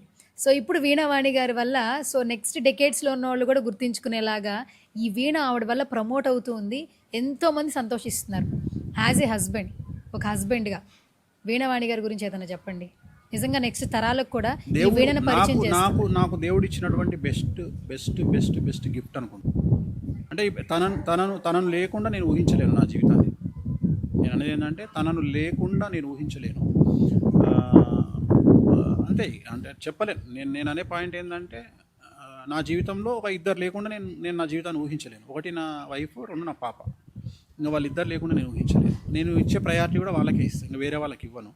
సో తనకు భగవంతుడు ఇచ్చినటువంటి జ్ఞానము, భగవంతుడు ఇచ్చినటువంటి విద్య అనేది ఎక్స్ట్రీమ్గా సమాజానికి ఉపయోగపడుతోంది. ఈరోజు కొన్ని వేల మంది వీణను నేర్చుకోవడానికి ప్రయత్నం చేస్తున్నారు. వీణ కూడా ఇంతకుముందు వీణ అనేటువంటి దాన్ని ముట్టుకోవాలంటే భయపడేటువంటి స్థాయి నుండి వీణ అనేటువంటి దాన్ని కూడా ఓకల్గా నేర్చుకున్నంత అవలీలగా మనం ప్రయత్నం చేయొచ్చు అనేటువంటి ఆ ఉత్సుకత, ఆ క్యూరియాసిటీ, యాంగ్జైటీ కలిగించినటువంటి మనిషి తను. సో తన పేరు శ్రీవాణి అయితే చాలామంది శ్రీవాణి అనే పేరు వల్కర్ ఇప్పటికి కూడా. చాలామంది వీణావాణి అంటారు లేదా వీణ అంటారు. సో అలాంటి ఒక స్థాయికి ఎదగడము అనేటువంటిది. రెండోది, అంబానీ లాంటి ఫ్యామిలీలో సింగిల్ పర్ఫార్మెన్స్ చేయడం. ఎంతోమంది గ్రూప్ పర్ఫార్మెన్స్ చేసారు, కానీ తను ప్రత్యేకించి ఒక 70 మంది కోసము ఆమెను ఇంట్లో పెట్టుకొని ఇవాళ భారతదేశంలో జరిగే ఎవ్రీ బిగ్ ఫ్యాట్ వెడ్డింగ్ అంటే తెలుసు కదా. బిగ్ ఫ్యాట్ వెడ్డింగ్ అంటే బాగా బలిసినోళ్ళు చేసుకునే పెళ్ళిళ్ళు. సో బిగ్ ఫ్యాట్ వెడ్డింగ్లో తన ప్రోగ్రామ్ ఉంటుంది అంటే అది చాలా చాలా గొప్ప విషయము. సో ఒక హస్బెండ్గా నాకు తెలిసి అంటే నాకంటే ఉన్నత స్థాయిలో తను ఉండాలి అని కోరుకునేటువంటి వ్యక్తిని నేను. ఎందుకంటే చూసేసినాం, మనం లైఫ్ అంతా చూసేసినాం. తనకి ఎంత పేరు వస్తే అంత మంచిది. రెండోది, మా ఇద్దరి ప్రొఫెషన్స్ కూడా ఎట్లాంటి ప్రొఫెషన్స్ అంటే ఏజ్ పెరుగుతున్న కొద్దీ మా వాల్యూస్ పెరుగుతాయి. ఇప్పుడు జ్యోతిషం అనేది ఏజ్ పెరుగుతున్నా పెరుగుతుంది, వీణ అనేది ఏజ్ పెరుగుతున్నా పెరుగుతుంది. సో తనకు స్కోప్ ఎక్కువగా ఉంది. నాకంటే తనకు ఫ్యాన్స్ ఎక్కువ. అంటే నేను అనేది ఏంటంటే ఇప్పుడు బయటికి పోతే నన్ను ఒక 100 మందిలో నన్ను ఒక 50 మంది గుర్తుపడితే తనను 90 మంది గుర్తుపడతారు. సో తనకు నార్త్ ఇండియాలో కలకత్తాలో ఫ్యాన్స్ ఉండడం చాలా గొప్ప విషయం. ఎందుకంటే ఇక్కడ చాలా పెద్ద విషయం ఏంటంటే వీణ అనేది సౌత్ ఇండియన్ ఇన్స్ట్రుమెంట్. ఎక్కువగా తంజావూరు, బొబ్బిలి, నూజివీడు ఇక్కడ తయారైతాయి. అట్లనే వీణ అనేది సౌత్ ఇండియాకు సంబంధించి తెలుగు సినిమాల్లో, తమిళ సినిమాల్లో మాత్రమే కనబడే ఒక ఇన్స్ట్రుమెంట్. కలకత్తాలో వీణని ఎవడు చూస్తాడు? బెంగాల్లో వీణని ఎవడు చూస్తాడు? కేరళలో వీణని ఎవడు చూస్తాడు? పూణేలో వీణని ఎవడు చూస్తాడు? మహారాష్ట్రలో వీణని ఎవడు చూస్తాడు? అంటే ఎంత పెద్ద విషయం ఇది. నేను అనే పాయింట్ ఎంత పెద్ద విషయము అంటే ఒక తెలుగు సాంప్రదాయమైనటువంటి ఒక వీణను ఇతర రాష్ట్రాలకు పరిచయం చేసి ఆ పేరు తెచ్చుకొని వాళ్ళతోని ఆ ప్రోగ్రాంలు ఇప్పించుకోగలుగుతుంది, తను వెళ్ళగలుగుతుంది అంటే ఎక్స్ట్రీమ్ అంటే అది వాస్తవంగా అసలు అంబానీ ఇంట్లో ప్రోగ్రామ్ చేసినప్పుడే తనను ఎత్తిన పెట్టుకోవాల్సిన స్థితి. కానీ నన్ను టార్గెట్ చేయడానికి ఎవరైతే వ్యక్తి ప్రయత్నం చేసిండో తనను కూడా లాక్కొచ్చి కనీసం అరే ఇంత ఒక మంచి ఆర్టిస్టుని నేను టార్గెట్ చేస్తున్నా అనే విచక్షణ కోల్పోయి ఆమెను కూడా తీసుకొచ్చి బద్నాం చేసిండు. చాలా బాధ అనిపించింది. ఆ క్షణంలో నాకున్న పవర్స్ అన్నీ ఉపయోగించి ఉటాన్ చేద్దాం అనుకున్నా. కానీ అమ్మవారు ఎందుకు అన్నది, నీకెందుకు రా బిడ్డ, దేవుడు చూసుకుంటాడు అన్నప్పుడు నేను ఆగిన. చాలా బాధ అనిపించింది. ఎందుకంటే అంబానీ ఇంట్లో ప్రోగ్రామ్ చేసి వచ్చింది, తనకు ఇక్కడ మంచి గుర్తింపు రావాలి. ఆ గుర్తింపు కూడా నా కాంట్రవర్సీలా తనను కూడా ఇన్వాల్వ్ చేసి నోటికొచ్చిన పదాలు వాడి ఒక్కోసారి బాధ అనిపిస్తుంది. ఎందుకంటే అంటే బాధ అనిపించడం, తెలంగాణలో పుట్టిన వ్యక్తి తెలంగాణ అగ్రెసివ్గా ఉంటుంది, డైరెక్ట్ పోయి అనిపిస్తుంది. సరేలే అమ్మవారు ఉన్నది, ఇట్లా వేయొద్దు మనము అంటే నా దృష్టిలో చచ్చిపోవడం అనేది సింపుల్, బ్రతికుండి నరకం అనుభవించడం గొప్ప. సో అట్లా ఇందాక శత్రువులకు సంబంధించిన ఇది. సో అట్లా బాధ అనిపించింది. బట్ తను తేరుకుంది. తను నాకంటే స్ట్రాంగ్. ఇట్లాంటివన్నీ ఇప్పుడు నువ్వు ఇందాక సోషల్ మీడియా గురించి మాట్లాడినావు. నేను 100% స్ట్రాంగ్ అయితే ఆమె 1000% స్ట్రాంగ్. సో ఇట్లాంటి జుజుబి తనకు ఒక ఆట ఆడుకుంటుంది. తను దిగనంత వరకే. తను దిగిందంటే సినిమా వేరే రకం. నేనే నయము చివరికి ఏమనుకోవాలంటే ఆమెనే ఈ అమ్మ వీడే నయం రా అనుకో అనే పరిస్థితి. ఆమె దిగిందంటే సినిమా వేరే ఉంటుంది. సరస్వతితో పాటు ఒక కాళికామాత రూపం తనది. సో వీణ ఉన్నంత వరకే సరస్వతి, వీణ తీసిందంటే కాళికామాత. సో చాలా గొప్ప అనుభూతి, చాలా గొప్ప ప్రపంచంలో చాలామంది జనాలు ఆమెను పిలుచుకొని వీణ వాయించుకుంటారు. బట్ ఆ అవకాశం నాకు ఇంట్లోనే ఉంటుంది. సో అది నాకు భగవంతుడు కల్పించినటువంటి అవకాశం. తట్టు ఎంతోమంది ప్రేమని సంపాదించుకున్నారు. మార్నింగ్ లేస్తే ఆమె ఇన్స్టాగ్రామ్ రీల్స్ చూస్తే అక్కడున్న ట్రావెల్ చేస్తూనే ఉన్నారు. నేను 2-3 మాట్లాడితే వేణుస్వామి గారన్నా కొంత టైం తీసుకుంటారు పర్సనల్ స్పేస్. ఆమె పరిగెడుతూనే ఉంటుంది. ఎప్పుడు ఎక్కడ ఉంటుందో తెలియదు, చాలా బిజీగా ఉంటుంది. మొన్న నేను ఎగ్జాక్ట్గా 3 days బ్యాక్ మేము ఇద్దరం కూర్చొని మాట్లాడుకుంటూ ఉంటే నేను అన్న, పిచ్చిదాని కాబట్టి నడుస్తుంది నీకన్నా, ఏడ తిరుగుతుందమ్మా. మొన్న 24వ తేదీ రాజమండ్రి పోవాలి ప్రోగ్రామ్కు. 24 నైటు, 24 ఇక్కడ ప్రోగ్రామ్ ఉంది ఒకటి పెద్ద విఐపి ఇంట్లో. 24 ప్రోగ్రామ్ చేసుకొని ఫ్లైట్స్ లేవు, చార్టర్డ్ ఫ్లైట్ వేసుకొని నైట్ 11 o'clock రాజమండ్రి పోయి రాజమండ్రిలో ప్రోగ్రామ్ చేసుకొని మళ్ళీ ఎర్లీ మార్నింగ్ 6 o'clock మళ్ళీ చార్టర్డ్ ఫ్లైట్ మళ్ళీ రిటర్న్ వచ్చింది. మళ్ళీ నెక్స్ట్ మార్నింగ్ 5 hours ప్రోగ్రామ్. ఎంతమందికి అవకాశం ఉంటుందమ్మా? నేను అదే చెప్తున్నా, ఎంతమందికి ఉంటుంది? ఇలాంటి అమ్మాయిని, తెలుగు అమ్మాయిగా మీరేం చేయాలా? నెత్తిలో పెట్టుకొని నువ్వు ప్రమోట్ చేయాలి. ఇప్పుడు ఆమెను తిట్టడం వల్ల ఏమైనా ఆగిపోయిందా? దానివల్ల ఇంకో 10 మందికి తెలిసింది. అందుకనే నేను నెగిటివ్ నమ్ముతామా, పాజిటివ్ నమ్మను. పాజిటివ్ అనేది సమాజంలో పోదు. కలియుగంలో పాజిటివ్ ఎప్పుడు పోదు, నెగిటివ్ బాగా పోతుంది. సో అందుకని మన జాతకం బాగుంటే ఎన్ని ప్రయత్నాలు చేసినా, ఎవ్వడేం చేసినా ఏం కాదు. నువ్వు ఒకటి చేయబోతే ఒకటి అవుతుంది. ఇప్పుడు ఓ సామెత ఉంది, ఆంజనేయ స్వామిని చేయబోతే కోతి అయిందంట. అట్లనే కోతిని చేయబోతే కూడా ఆంజనేయ స్వామి అవుతుంది. అది గుర్తుపెట్టుకోవాలి. మేమిద్దరం ఆంజనేయ స్వామిలం, కోతిని చేద్దాం అనుకున్నాం మమ్మల్ని, మేమిద్దరం ఆంజనేయ స్వామిలం అయినాం. సో అదంటే ఏదో సమాజానికి మా నుండి ఏదో సేవ దొరికేది ఉంది. భగవంతుడు మమ్మల్ని ఏదో రీజన్లో పంపించిండు, ఆమెను ఏదో వీణ కోసం పంపించిండు, ఏదో జ్యోతిష్యం కోసం పంపించిండు. బట్ నేను ఆమెంత గొప్ప అని నేను అనుకోను. నేను 100కు నేను ఒక 25 మార్కులు వేసుకుంటే ఆమెకు నేను 100కు 100 మార్కులు వేస్తాను. ఆమె నెక్స్ట్ లెవెల్. ఆమె పడే ఇంకోటి అంత కష్టం కూడా నాతో కాదమ్మా. నాకైతే నేను ఇంకా పాండిచ్చేరి నుండి చెన్నై నుండి హైదరాబాద్కి వస్తేనే దమా ఖరాబ్ అవుతుంది. అందరూ ఏమనుకుంటారు తెలుసు, ఆ ఫ్లైట్ ఎక్కితే గొప్ప, ఫ్లైట్ ఎక్కితే కూసాలు కదులుతాయి. ఎందుకంటే మన బాడీ అంతా ఫ్లైట్లో కూసబెట్టి ఊపి ఊపి ఊపి ఊపి మనము ఒక 100 కిలోమీటర్లు స్ట్రైన్ అవుతాం నడిచినంత. తను పొద్దున ఇక్కడ ఉంటుంది, ఈవినింగ్ వైజాగ్ పోతుంది, మళ్ళీ నెక్స్ట్ డే మార్నింగ్ బెంగళూరులో చేసుకుంటుంది, మళ్ళీ పాపం బై రోడ్డు కొన్నిసార్లు ఫ్లైట్ లేకపోతే బై రోడ్డు ట్రావెల్ చేస్తుంది. సో చాలా కష్టపడుతుంది. అంటే చాలా సింపుల్గా అనిపిస్తుంది కానీ ఒక స్టేజ్లో సెలబ్రిటీ స్టేటస్ భరించడము, ఒక స్టేట్లో ఇంత కష్టపడడం ఎవ్వరి వల్ల కాదు. రెండోది ఏంటంటే మగవాడి కష్టానికి ఆడవాడి కష్టానికి తేడా ఉంటుంది. అంటే ఫిజికల్గా వాళ్ళకి ఇచ్చినటువంటి స్టామినా కొంతవరకే, కానీ తను మగవాడి కంటే ఎక్కువ. నేను ఓడిపోతా తన ముందు. అంటే తను ఇంత కష్టపడి ప్రోగ్రాములు చేస్తుంది కదా, నా వల్ల కాదు. నెలకు ఒక 10 ప్రోగ్రాములు చేయాలి అంటే ఇంచుమించు ఆమెకు 25 రోజులు బిజీ ఉంటుంది. ప్రాక్టీస్ ఉంటుంది ఇంట్లో. ఇప్పుడు కొంతమంది స్పెషల్, ఇప్పుడు ఉదాహరణ మన ఎవరో ఢిల్లీలో ప్రోగ్రామ్ చేసింది. ఢిల్లీలో ప్రోగ్రామ్ చేసినప్పుడు ఐ థింక్ న్యూజిలాండ్ వాళ్ళు ఎవరో ప్రధానమంత్రి ఎవరో వచ్చినప్పుడు ఆయన ఏదో న్యూజిలాండ్కు సంబంధించిన జాతీయ గీతాన్ని వాయించమని అడిగినప్పుడు ఈమె ఇంట్లో జాతీయ గీతాన్ని తెప్పించుకొని వేసుకొని జాతీయ గీతాన్ని ప్రాక్టీస్ చేసింది, న్యూజిలాండ్ జాతీయ గీతాన్ని. కష్టం కదా. సో ఈ ప్రాక్టీస్ ఒకరోజు ఉంటుంది, ట్రావెల్ ఒకరోజు ఉంటుంది, ప్రోగ్రామ్ చేయాలి, నైట్ రావాలి. అంటే ఒక ప్రోగ్రామ్కు 3 రోజులు బిజీగా ఉంది. నెలకు 10 ప్రోగ్రాంలు అంటే 30 రోజులు బిజీ కదా. దొరకదు, నాకే దొరకట్లా. 1 ఇయర్ నుండి నాకే దొరకట్లా. తను దొరికితే ఏదో పండగలాగా ఫీల్ అవుతున్నా. కాదు, యాజ్ ఏ హస్బెండ్ మీరు ఎక్కువ గిఫ్ట్లు ఇస్తారా, యాజ్ ఏ వైఫ్ ఆవిడ నుంచి ఎక్కువ తీసుకుంటారా గిఫ్ట్లు? నేనే ఇస్తా. మీరే ఇస్తారా? నేనే ఇస్తా. ఆమె నాకు భగవంతుడు ఇచ్చిన గిఫ్ట్, నేను ఆమెకు ఎక్కువ గిఫ్ట్ ఇస్తుంటాను. వెంకటేశ్వర స్వామి ఇచ్చిన గిఫ్ట్. ఆమె ఏమంటుంది తెలుసా, నేను వెంకటేశ్వర స్వామి బిడ్డను, మిమ్మల్ని నా బాడీగార్డ్గా పెట్టిండు వెంకటేశ్వర స్వామి అంటుంది. అందుకని బాడీగార్డ్ అనే చూసుకుంటాను. థ్యాంక్ యూ సో మచ్ గురువు గారు. ఓం నమో వెంకటేశాయ.